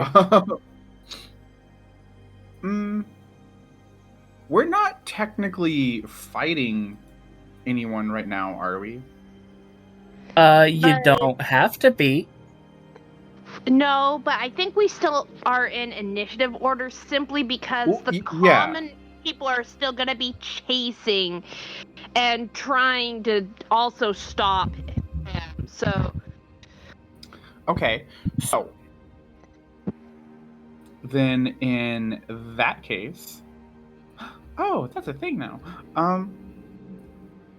I want to approach the commoners. Okay. Do any of them look particularly gullible or pushover-ish or dumb? Go roll an insight check. So, okay. Is that going to be an insight check per person or an insight check for the entire group of them? For the group. Okay. I had to You're try. trying to look for the dumbest person in the group. That's gonna be a 17. Probably this guy right here. He has, his socks and shoes are mismatched and not in a way that looks intentional. And, Okay. also their belt is on backwards. Incredible. With the 17, am I able to determine if anyone else is looking particularly gullible? I mean, they're commoners. They're not, like, the smartest people in general. Just checking. It's been bothering me this entire time that one of them specifically says lizard folk commoner. So I'm gonna cast. He's a lizard folk. Charm. There's one I'm lizard gonna folk guy. Charm person at the second level. On actually no, not the lizard folk commoner. The one you indicated before, and the one right below the lizard folk. Gonna cast Charm person at the second level on both of them. And I'm gonna indicate this by when I approach. I'm just gonna say I forgot how to be pompous for a second. Hang on. Good day, friends. Say, what seems to be the trouble? I've noticed that you are giving chase. Please, if you if you wouldn't mind, tell me what it is that troubles you, and I'll see how I might be able to assist. Okay. The stupid one rolled a nat 20. Fuck. Damn it. He realizes that he got dressed in the dark this morning, and he looks very embarrassed. The other one does fail, though, and they're like, oh, well, you know, we were having a picnic, and this guy came up and freaking stole our picnic basket. Stole your picnic basket? Well, friend, that's terribly unfortunate. Might I ask, what's your intent with this thief of yours?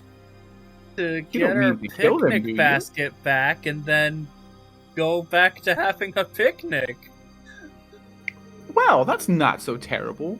But, I mean, surely you saw the bear, right? What were your plans? Bear came out of nowhere, man! It snuck up on us! You don't wish to harm bear, do you? No! It's a bear! Why would we? I don't want to fight a bear, I just want my picnic basket. That's my family picnic basket. That's antique. So you don't want to fight the bear, but what were you planning to do if the bear wanted to fight all of you? They all freeze and they're like, oh, like they didn't think about that. Yeah, actually, now that I think about it, that is a full-grown bear. Yeah, it's rather dangerous. I would hate if anything untoward were to happen to any of you. Say, what if my friends and I here, and I'm going to gesture at the rest of the only friends, what if we were to acquire said picnic baskets from the thief on this fully grown bear? Hopefully no harm or bloodshed coming to anyone. You get your baskets, they go free, no one dies, no one is brutally maimed by a bear, and everything's just dandy. Yeah, that sounds great to us, dude, or my person. Sorry, I say dude a lot, but, you know, I'm trying to check myself on that and say, you know, my person, or no, wait, that's also bad. I should just say, I should say fellow, my fellow. You know, my fellow. Is that better I think, or worse? dear friend, it might be best if you stop talking for the moment. Yeah, I'm gonna stop talking. I feel like I'm an idiot. How about this? all of you take about several large steps in that direction, and I'm going to point in the direction that they came from. Wait over there where it's safe. Okay, they will spend their turn going over there where it's safe. Is there anything else you would like to do on your turn? I'm gonna turn back to the only friends and just sort of loudly whisper, "I didn't expect it to go so well." And then loud enough so that way the commoners can hear, I'm just gonna say, "Now, friends, let us go apprehend this thief." Lana, it is your turn. See, I told you that talking to people would work. I'm gonna cast Speak with Animals. Mm-hmm. And I'm gonna go. Wait, do I have 35 movement? And I do not have 35 movement. I will grab myself. Thank you. I will move myself. I can move sorry. Here. Yeah, we can. That's the beautiful map. Okay, I will move there. And I will speak to the bear. Okay. What do you say?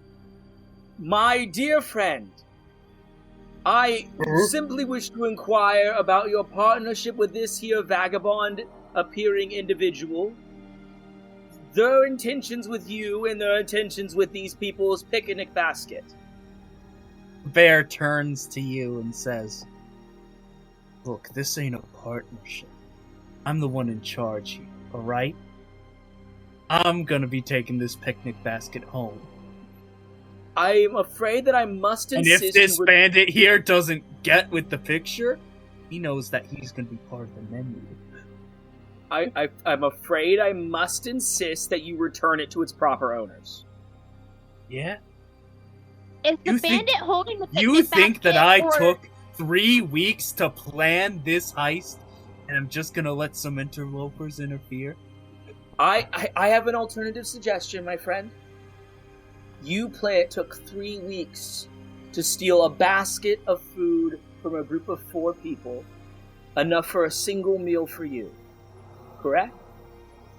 Yeah. I am a professional chef, trained not only in all the cuisine of my world, but by the greatest baker that the multiverse has ever seen, Jace Avaris. I'm sure you've heard of him. I can provide you with home-cooked, catered meals every day if you would just give these people back your picnic basket.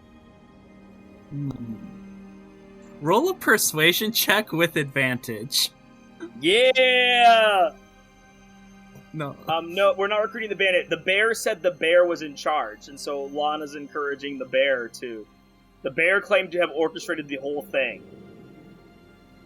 So we're recruiting the bear! And I'm trying to recruit the bear in exchange for returning these people's food. Fuck yes! I rolled a 16. You rolled performance. Okay. Is the I stat rolled the performance. same? It's the same bonus, so... Okay.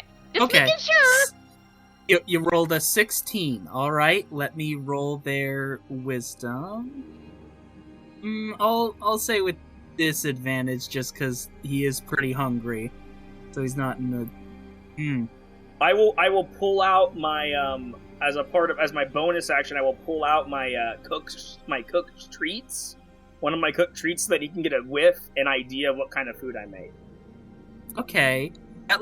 I'll say that we'll add your proficiency bonus to this particular persuasion check, or persuasion checks involving food. So So it makes it an 18. Yeah, so you tie. That means he hasn't fully accepted, but he hasn't fully denied either. He looks like he's thinking it over. Like, do present an interesting proposition. And do you have a bonus action? Or oh wait, you already spent it. Yeah, my bonus action was to pull out the treat and give myself a little bit. Yeah, I'm just gonna say it's a good deal. Just ask May over here, and I'll point to my pseudo dragon, who I also recruited to our side by offering food. Priscilla, it is now your turn. Okay. So I've seen that we've now devolved into just kind of trying to talk this out, yeah?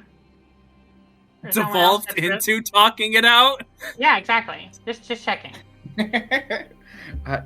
Yes. I mean, we're meddling in other people's business while we're fleeing a crime scene, so I feel like we should probably not leave a trail of bodies, which was my logic. I'm gonna move to like right there where I just moved myself. And then I am going to I'm gonna use my Legacy Acadia Mage Hand to take away the picnic basket. Who was holding the Okay, picnic basket? I roll the nat 1 for any kind of resistance this bandit could do. So yeah, you snatch it out of the bandit's hands with your mage or just don't roll a nat 1 and you can do this. I'm a sleight of hand or what? Yeah, well no, use just your spell casting ability, not a sleight of hand, because that's a very specific rogue ability. Okay, so that would... I don't really have a spellcasting ability, so I'm not a spellcaster. I guess Wisdom, since I'm gonna be a ranger with enough spellcasting? What does it list as your spellcasting for your Legacy of Cania? Like Intelligence? It's from your tiefling background, right? Yeah. So it's charisma. So, tiefling cast spellcasting modifier is charisma. Okay, so roll I just roll roll charisma roll? Just don't roll a nat 1. 13. Okay, yeah, you do it. Yep. And then I'm basically just, once I have it, I already moved my 30 feet, but I'm basically just gonna start walking it over to the commoners once my turn comes back up. Okay. When you... I'm gonna roll once more, I'm gonna roll something for these. There's 4 of them, so I guess that's... Okay, yeah, 3 of them got over a 10. This lizard folk commoner in particular, he kind of like steps forward when he sees you, and 2 of the others, not the one who dressed himself in the dark, and the one of the others, they look at you and they almost look like they recognize you, Priscilla. And the lizard folk among them says, "Wait a second. You're Priscilla. You're Aiden's daughter, aren't you?" I'm gonna bonus action manifest Echo at my dad's name. Okay. It is this bandit's turn. He's gonna he is going to try to break out of this grapple. He looks up at you, Rosalind, and says, "You don't understand. This bear's crazy. This bear's crazy, all right? He planned the whole thing." I'm sure we can deal with the bear. You can see that You don't understand. It's not your average bear. He's so much smarter. Well, but this whole combat was leading up to that joke. What do I need to roll to maintain this grapple? He's gonna try and get out from underneath. Okay. He's gonna try and get out from underneath me, right? Yeah. Okay, yes. I'm fine doing that. Roll another acrobatics check. He rolled a 14. If you beat that, you pin him down. No, I don't! It was so close to a nat 20 that I rolled to a 2. So I rolled a 9. He gets out. Yeah, so he stands up from prone. He can't... Which takes half of his movement. Yep. He can't disengage. Well, I suppose he will take his action to disengage and then run 15 feet. So 5, 10, 15. He gets that far. Okay, I'll be able to catch him. But he doesn't even have the picnic basket. No. He's just trying to get away from the bear. I'll look around at the group for a half second. Go after him or let him run away? I can catch him if I need to. Go after him. Okay, I'll go. When it comes to my turn, that's what I'll do then. Okay. It is currently the bear's turn. The bear is gonna kind of look at this treat up and down. They're gonna smell it. Gonna nibble at it a little bit. I can also take care of your leg. Okay, I'll roll again. You keep your 18, and I'll roll again. That's an 11. This bear is like, I can see the wisdom in more than one meal. I'll hold you to it, though. I'm good for it, I promise. Okay. Jalen, it is now your turn.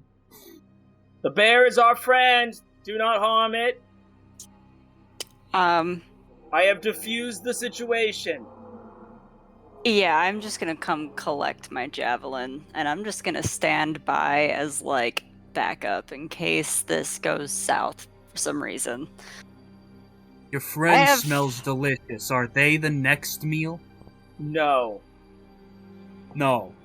Don't eat this one, is what you're saying. Don't eat anyone. Okay. Can I eat them a little bit? Only the ones we point at. Okay, I can accept that. That's a reasonable deal. I mean, we all know this bear has to be friendly. If he's not your average bear, then he's definitely not mean. Can we feed the emperor to the bear? Totally lost. Yeah, I was just about ready to say, Somebody if they're explain wearing what this style of weapon is. armor, you can eat them. Okay, I will make it a point to eat people with that kind of armor. Just, when you do that... Well, can I understand this conversation? Probably not. You understand Lana's side of the conversation, and you see the bear nod in agreement. She like, looks at Lana for a second, and then at the bear. And then at Lana again. You might want to clarify, like, not on sight. Like wait until there's, like, an order to do it or something, because I'm just imagining a bear with us walking into town, and there's just some guards chilling, and he just does the bear thing, and now we have trouble on our hands. Good point. We'll have a conversation about boundaries and expectations when we make camp. Yeah, it's always important to make such conversations. There's one thing I respect, it's boundaries, except for the boundaries of ownership in relation to food. The safe word, sandwich. No, don't say food right now. I'm too hungry. Have we sufficiently diffused this combat? Unless you guys want to capture this bandit running away, You want me to catch him? Because I certainly can. Are we gonna do the shonen protagonist thing where we try to befriend everyone we come across and get them to join our cause? Like, is that what Okay, we're Luffy. going for? Or I mean, Lana would say yes, but Hayden can do whatever Hayden feels right in the moment. Well, I'm asking as Leaf and not Hayden because I was admittedly distracted by pizza on the events leading up to this, which is why I'm just like, hey, let's diffuse the situation and find out what's going on. And I mean, yeah, there's a bandit running off, but like, what would we do with the bandit should we catch him? The bandit is was notably acting under duress from the bear, so innocent, pretty much. He seemed terrified of the bear when he was trying to get out from underneath me. I don't think he'll be willing to work with us if we're also working with the bear. I don't see any reason why we need to catch the bandit, particularly unless we want to recruit them to the cause. And I feel like, I mean, maybe eventually, should we run into this bandit again, you know, that's like a potential ally, but as it was pointed out, you know, now as we are currently directly associated with the bear, I feel like it would be a wasted effort to try and even have a peaceful conversation with. Yeah, I think we let the bandit get away, and then if fate decides that we reunite, then we will allow it to speak to us. Okay. And then I'm just kind of going along with what everyone else wants to do at this point. Okay. With that, this bandit is just gonna run for the hills. Same, my guy. Same. Okay. You're gonna run With from that, me? No. I'm kidding. with that, we can go ahead and close out that combat. And as everyone begins to settle down, the villagers, they approach you, Priscilla, again, and they say, "Oh my gosh, do you remember me? Your dad, he saved our whole town, years back. You were there. I know I saw you there. You were the little girl, right?" Quick reminder And- from the party: have we been told anything about Priscilla's past yet? No. That's what I thought. And Priscilla, now that you're like standing here and like you are taking you're in this moment looking at it, or well, you're taking this moment to kind of like look at these people and your surroundings, and you do recognize where you are. You flash back to a day many, many years ago when you were a little girl. You sat out a blanket around here with your mom.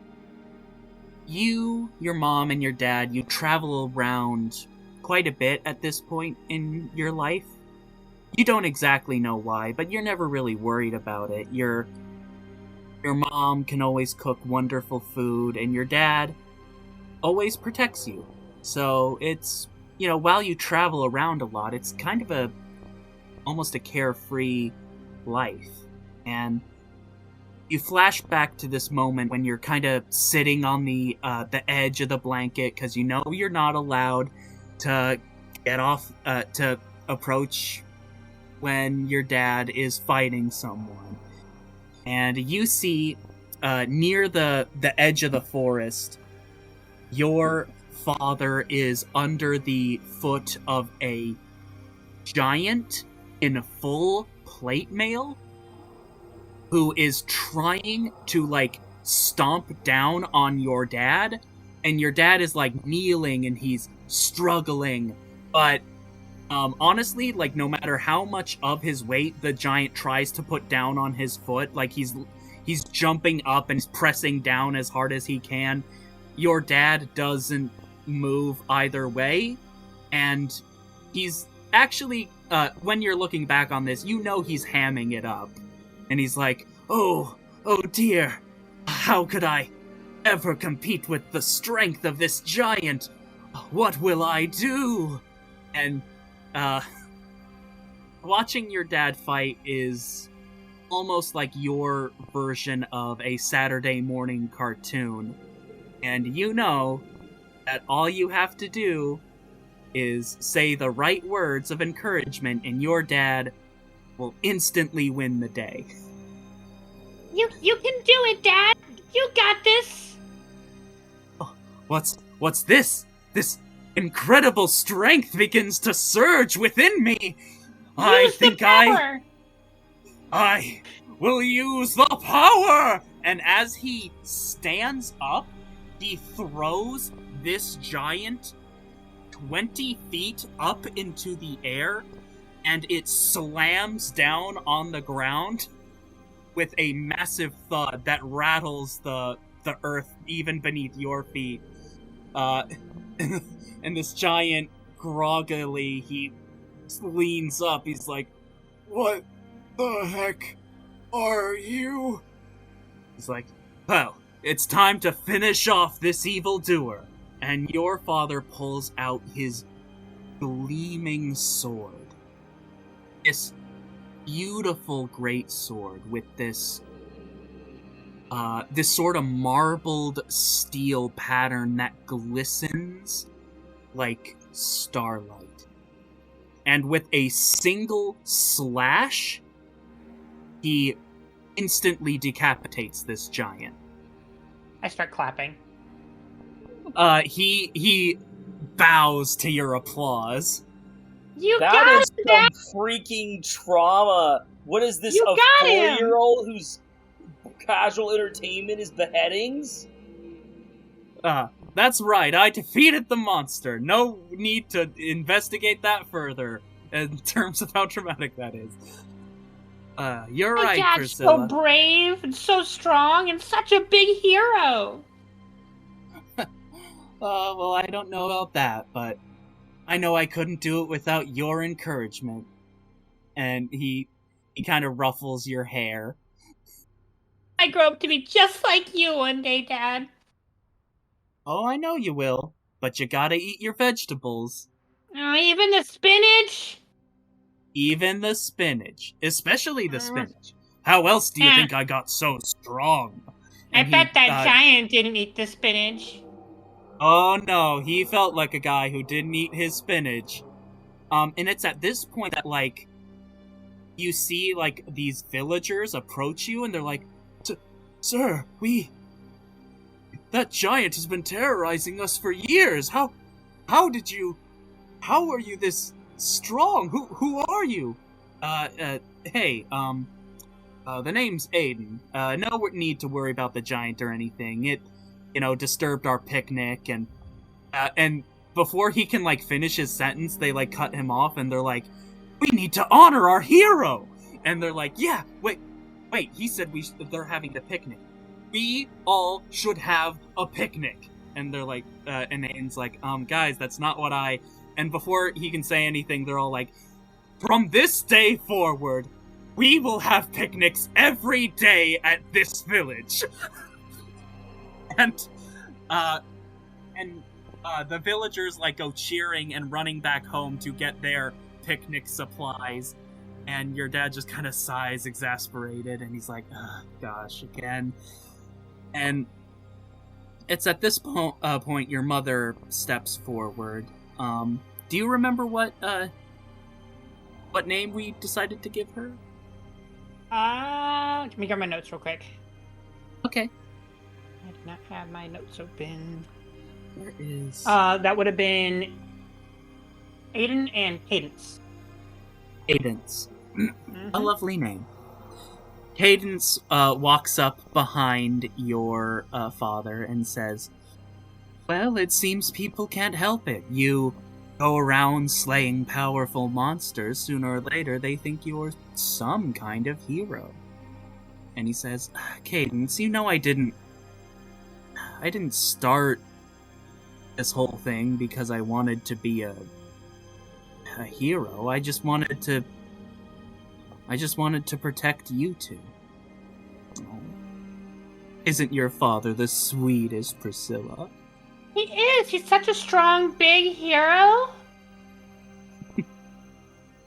Well, I suppose if everyone around me is gonna call me a hero, I might as well accept it. And you remember having a very lovely picnic that day. And we cut back to the present moment. As I'm standing there, like, I feel like I'm, like actively crying, looking down at the dirt right now. And I still have this picnic basket in my hands. And in the distance, you can actually see the armor and the skeleton of the giant your father slayed. I think which is how you know this is the spot. I think that I, like, sort of just sniffle and just start bawling as my hand catches fire and I ignite the entire picnic basket and start stomping on it. Oh! Well. As I'm just bawling my eyes out right there. Priscilla, are you okay? I am going to immediately turn and start grabbing my javelins and just stabbing into the ground repeatedly, just screaming. I'm not an expert with emotions, but I'm going to take the wild guess and say that she's not okay. Would you like assistance? They're everywhere. Now I'm going to draw my javelin and turn towards Lana and go to, like, basically look like I'm about to attack, like I'm on the defense. I'd imagine if anyone would like to make an insight check on me, if that's okay with you, DM. Yeah. Everyone, If you would like to, make an insight check on Priscilla. Nope, that's a need for one. Lana, Priscilla hates picnic baskets. That is a 19 for Rosalind. I got a 10. I rolled a 7 for my save against being perceived. So basically, like you see, like I am like my eyes seem like they're tracking things that aren't there. For those of you like rolled higher, you'd be able to tell I am like heavily, thoroughly in a PTSD flashback. Which I know Hayden, what that feels. Rosalind knows what that feels like. Hayden, did you roll? No, I did not roll for Hayden. Hayden is just like watching things play out, but isn't like. Okay, I just wanted to make sure that you were you were heard. Yeah, I appreciate it. Okay, continue. Would you like magical assistance in calming down? I don't think she's going to be able to answer you in that state. I know what she's dealing with. Jialan, you do just a bit as well. But for other reasons. But someone needs to intervene because she's stuck and living in that flashback. I'm gonna throw my javelin at where I perceive this goblin to be. Can I attempt to smack her? Okay. Priscilla, I want you to roll. Let's see. There's 1, 2, 3. I'll say there's 3 people in front of you. Hayden is watching things from a distance, so he's not going to be one. Roll a d6, and that'll determine who you're targeting. Simultaneously with Jolin moving to slap Priscilla or strike her, Lana is moving forward and attempting to cast heroism. Okay. On them. All right. On Priscilla. That is a 3 from me on the d6. Okay, that means you are throwing it at Rosalind. Roll an attack against her. Okay, hold up. This is a ranged weapon attack? Yeah, it's a thrown ranged, whatever you want to call it. Yeah, it is. I would like to use my deflect missiles reaction if it hits. Okay, Priscilla, roll to hit. A 19. That is my armor class, so I will use my deflect missiles reaction, and I reduce the damage by 1d10 plus. So that's 1d10 plus 9. I rolled max damage for 9. Okay. I'm not thinking right now, so I'm not gonna say that is a favored foe thing. Yeah, that's fair. You would have to be able to focus to use your spells. By 17, so I catch it. So yeah, you. I will not spend the key point to throw it back. Okay. This javelin comes right for your eye, and if not for your lightning fast reflexes, it would have struck you as you catch with one hand this javelin. And Can I action surge and throw again? No. Okay. Well, Okay. I would say using your abilities requires a degree of focus that you don't have right now. If that's fair. That's fair. Okay. That's fair. Just to be fair. In response to her throwing a javelin at me, can I use my movement to run up and try and restrain her so she doesn't keep attacking people? Jalen's already moving to do that, so Jalen, I want you to roll to an athletics check or an unarmed strike on Priscilla. Your choice. Can I guidance myself first? Sure. I mean, that only applies to, an athletics check, but... What were my choices again? Either an athletics check or an unarmed strike, hitting her. Alright, 1 second. Like, Come are you on, trying to Bram. hit her or restrain her? Oh, I'm trying to hit her. Okay. Yeah, let me- Then roll to hit, I guess. Trying to find Sure. the button. Hello? I would like to do the thing. I Can don't I- want to do Goring Rush. That's not what I want to do. There we Uh, go. That did not hit at all. That's an 8. Okay, yeah, you swing and miss. Priscilla's like moving around too frantically. Lana, you are going to try to cast a spell on Priscilla. With Priscilla's current state, I would ask both of you to roll opposing athletics checks, and if you succeed, then you have cast the spell on her successfully. Does that seem fair?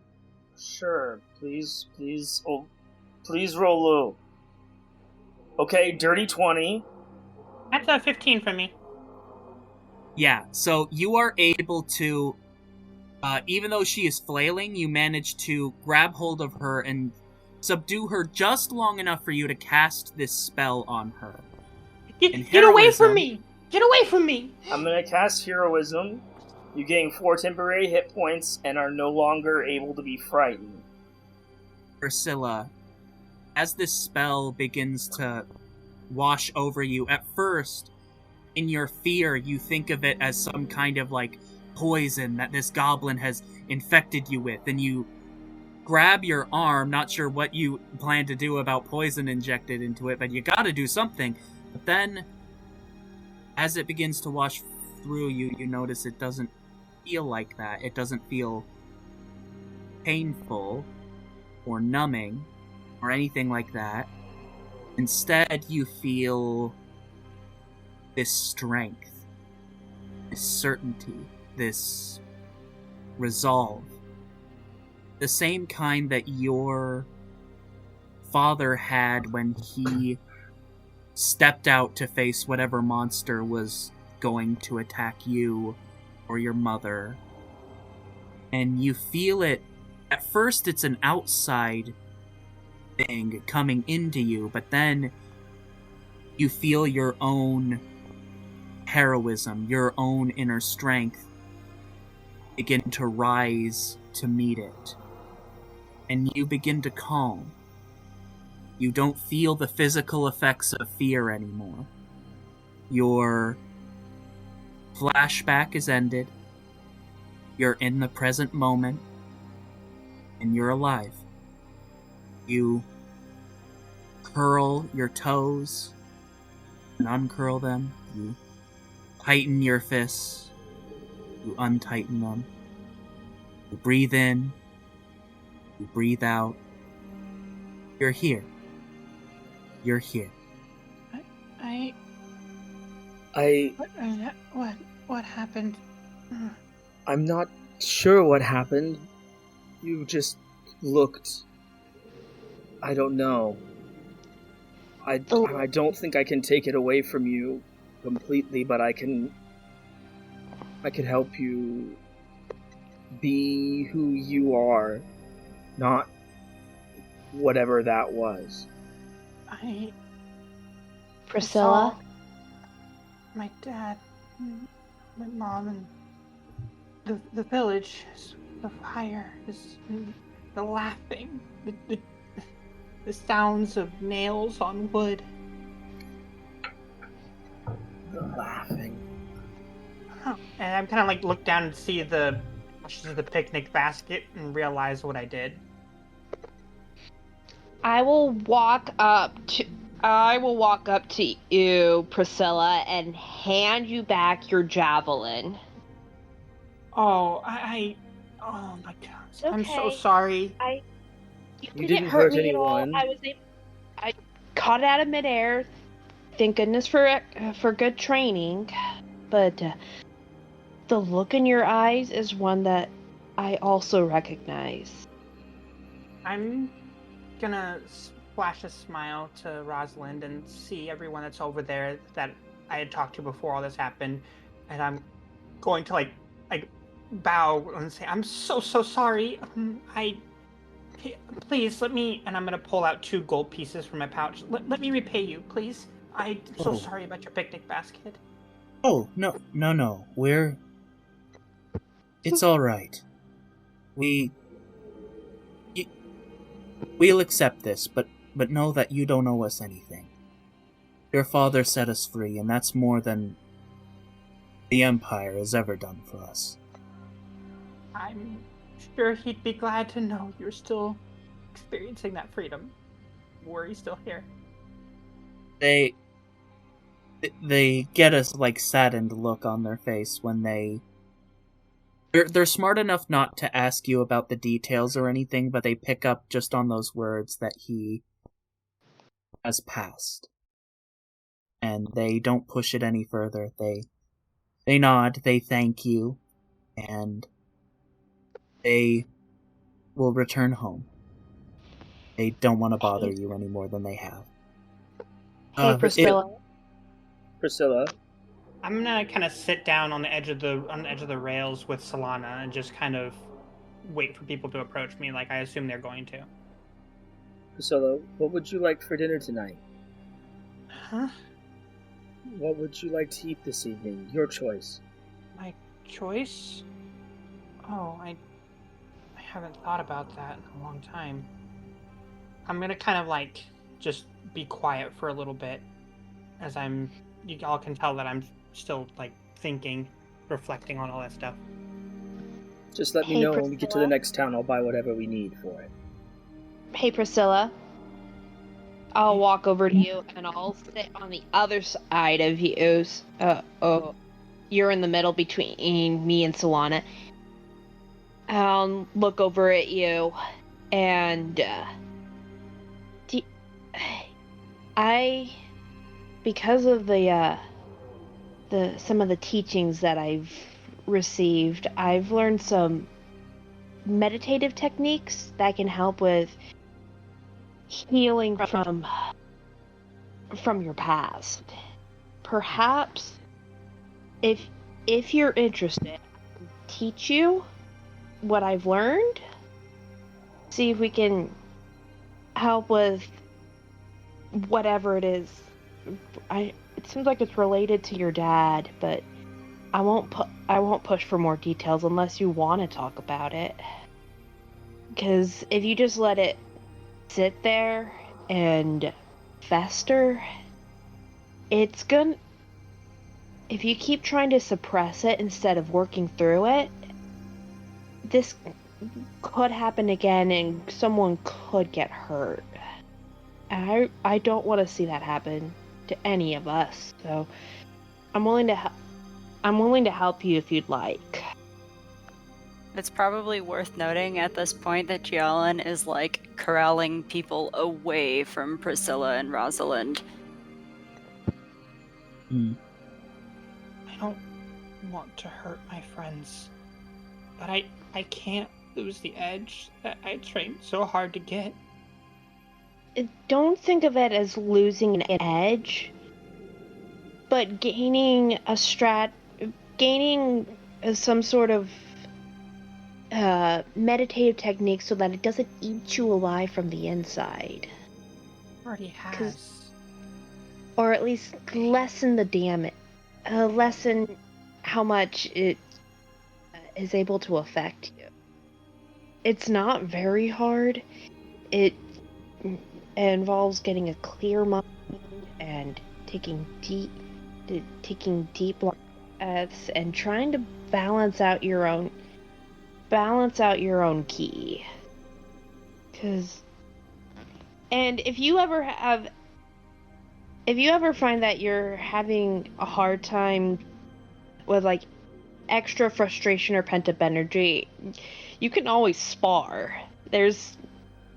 Even if it's with me, I'm happy to let you try and hit me to get out some of that extra frustration. Trying to laugh it off. You kicked my butt the last time we sparred. It was mostly I've Solana. also gotten... You've always been stronger than me. I feel like Solana is just another part of you, Priscilla. I mean, I'm not the Phoenix Queen, but my faith understands something about flame and the soul. And Solana seems to be an echo of your passion manifest in flame. I think maybe some rest. I'll be fine after that. Okay. As much time as you need. Yeah, definitely. Take as much time as you need. I would like to look over at Gialin because I accidentally let a little cat out of the bag in the middle of that conversation before Priscilla threw a javelin at me. And I feel like I need to have a conversation about that. You can't really see Gialin's eyes under her hair, but like her hair moves in a way that suggests that she's raised her eyebrows at you. She doesn't say anything. Okay. So I will head over towards Gialin, away from the rest of the group, if you're all right with us having this little side conversation, everyone else. This conversation can certainly wait if everybody wants to do something else. This is me, Sarah, talking. Priscilla and Lana, is there anything that you two would like to do in this time? I think before I go and lay down inside the cart, I'm just gonna walk over to Lana and just pull from my side pocket a small folded up piece of parchment and just, if I could get that back when you're done with it. It was from my dad. And I'm gonna hand her a recipe, which I dropped in chat. Oh. Lana will take it and nod and say, I will treasure this. And I will do it justice. You get rest. And always come to us if you need anything. Yeah. You burn bright in this world. It is better for you in it. Thanks, Lana. Lana will let Priscilla go lie down and will to grab Gil and Luke Skywalker, whose real name I can't remember. Aaron Tidewalker. And Gil and Aaron, and take them over to look at the giant skeleton, as a means of giving Gialin and Rosalind some privacy. Yes, you do notice, as I messaged you before, the giant, the armor is, full plate armor, and it does look well made. Other than that, the most striking thing on him is the giant gold ring that he was wearing. I mean, obviously, I can't wear this armor. Like, 5 of me would fit inside of it. Yeah, it's too big for that. But you, some parts of it have rusted. The ring hasn't, which implies it's it's pretty close to being pure gold if it hasn't rusted or tarnished. Exactly how big is this ring we're talking about? It would be like a hula hoop around you. The 2 of you care to help me get this off? Sure. Yeah, with the 2 of them and some time, it's no trouble to get this giant ring off. Lana, I would like from you an investigation check with advantage, because these 2 are also looking around. I am not good at these. I am not a smart person. It's a 13. 13. You look at the cut where the giant's neck was severed, and it's a perfectly clean slice, which tells you the blade was unnaturally sharp, perhaps even magical. A vorpal blade. Yeah, we'll just keep on working that while Gialin and Rosalind have their chat. Okay. All right, Jolin, Rosalind. So you remember the boat ride over to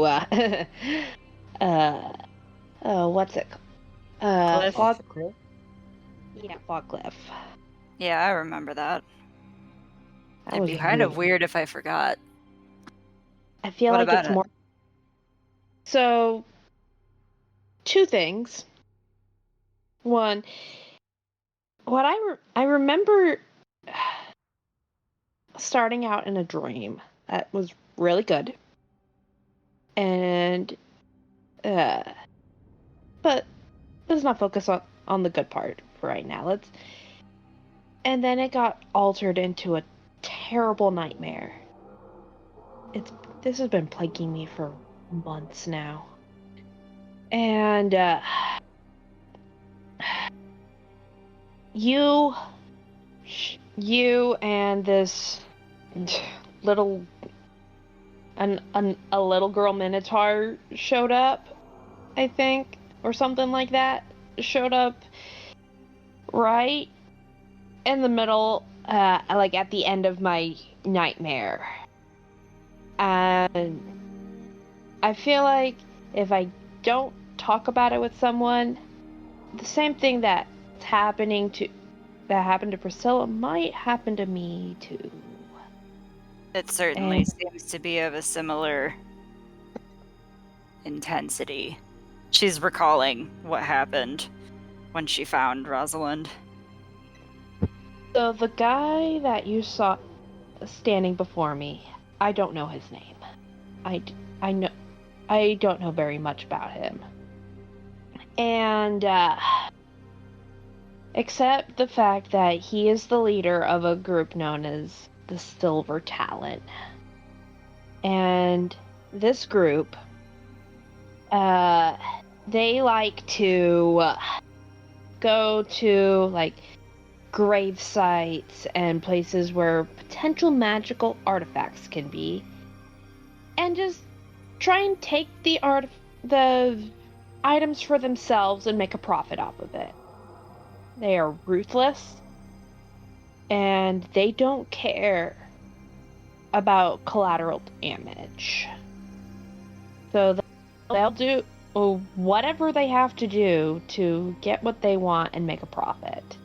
And before I met you, I ended up at this grave site where this Silver Talon group had rigged this entire cave system with explosives. And I tried to protect. I was the leader of the expedition. I had chosen the people to go with me, including my closest professor and his granddaughter and good archaeological friends of mine. And because of my failure that day, I was barely able to rescue the professor's granddaughter. Everybody else died, and that Silver Talon boss, he is much more powerful than I was at the time. And So then that doesn't really sound like your mistake. but I drew everyone in and told them to make a scene and attack these guys because I was arrogant. I learned. I thought I'd learned so much about being able to protect myself and attack other people, and I thought I could just take these guys down. I was so wrong. And as he he pummeled me so hard, and until I was literally unconscious, and he left me to die in the explosion. But I managed to just get barely escaped within an inch of my within an inch of my life with this little girl. And I feel like it's all my fault that this little girl is essentially an orphan now, that she's being forced to grow up away from her caretaker that she loved the most in the entire world. And you start to see tears welling up in her eyes, that I'm never going to be able to, I'll never be strong enough to protect the people that I care about. And that, to point number 2, that includes you. Even more so than the rest of this chaotic group that we're a part of. She gets a bit of a frown with that, but it's not like a disappointed frown. It's just like she's mulling that information over in her head. I am gonna voluntarily roll a wisdom saving throw to see if I burst into tears. Give me just a second. Or run away. That's a dirty 20. That's high enough that you see a lot of emotion on her face, but mostly fear and sadness and blame. But for now, she's holding it together. Jalen takes a few minutes to process what she was told. Because she's not really great at the whole, like, emotional connection with people in general. Neither am I. Mood, right? Anyways, so she, like, frowns for a minute, and then she kind of huffs out a little bit of a breath. You know, I think you're putting a little bit too much of an expectation on yourself to think that you have to protect the rest of us, myself especially. It isn't something that you have to do. We can all work together to keep ourselves safe. And It comes from an old habit. I've always... long story short, I grew up being basically the second mom in my house. So I'm used to having to take care of everybody else and protect everybody else. I have 3 younger siblings and an older brother. Maybe I can take this moment to teach you something in return for all the things you've been helping me with. Okay. I grew up in a temple where the whole concept was that everybody was more or less the same. There wasn't a need to take care of specific individuals. We all worked together. It was a team effort to keep ourselves safe, happy, fed, clean, place to stay.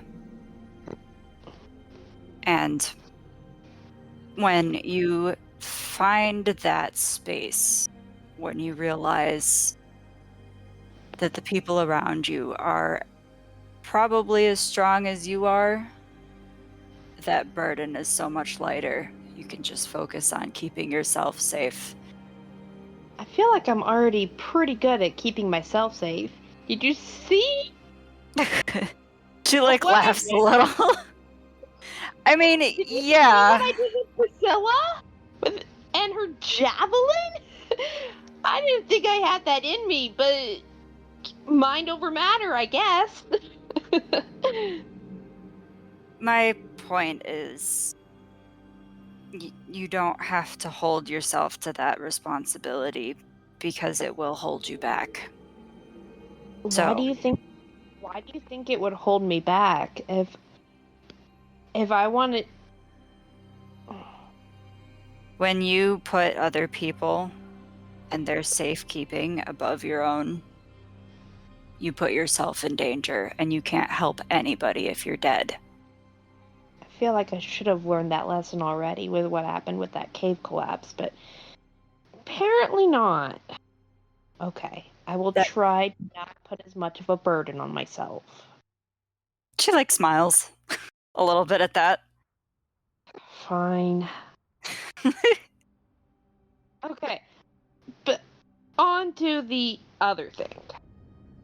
The other thing that I told you. Do you remember after the fight? After the big fight? Which part specifically? The part where we each went back to our own dreams and I invited you to come with me? Yeah, I remember that. Yeah. So, that dream was sparked because of the conversation we had on the boat before we fell asleep. That makes sense. Yeah. And a peaceful time where I could live a happy and fulfilled life. And I've never really been in I've always just wandered from person to person. I know I stayed in, and once I started traveling, I traveled around all over the place, but never been able to really settle down with anyone in any specific place. And then I imagine that it could be possible, maybe with you, if you're willing to explore that. She grins. We gotta fight this rebellion first, but Yeah, it was a nice front porch. Yeah, that would be after what happened. After I personally kicked the Emperor into the next week. I'd like to see that. I'd love to do that.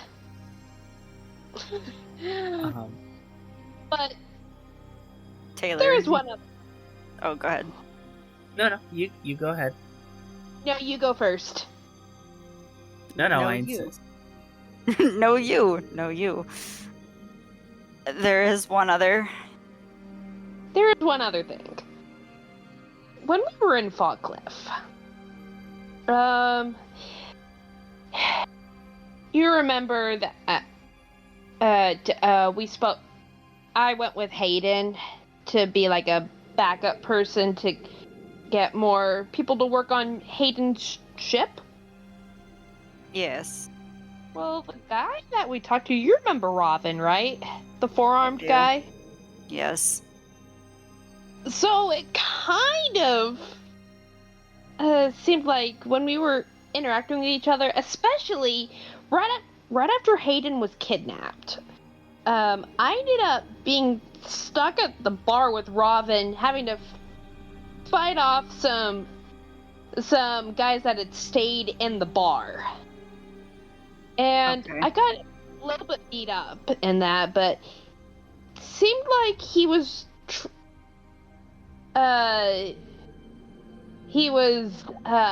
doing some open-ended, I'll call it flirting. Yeah, flirting. He was flirting with me. Okay. Uh-huh. And me not really thinking otherwise, kinda flirted back. Okay. But I feel like I'm gonna have to. I don't think I can have the best of both worlds. So I don't know what to do. She looks pensive because she's trying to understand, first of all, what's being said to her. And then- Do you want to roll an insight check? I can give you more details depending on what you roll. I can do that if the DM's cool with that. Yeah. Go ahead and roll insight. I got a dirty 20. Okay, that's pretty high.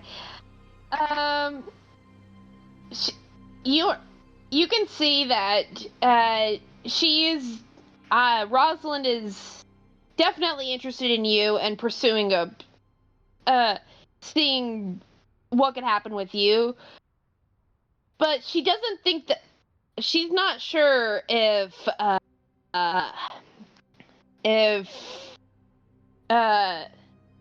how invested you are into her, or if Rosalind can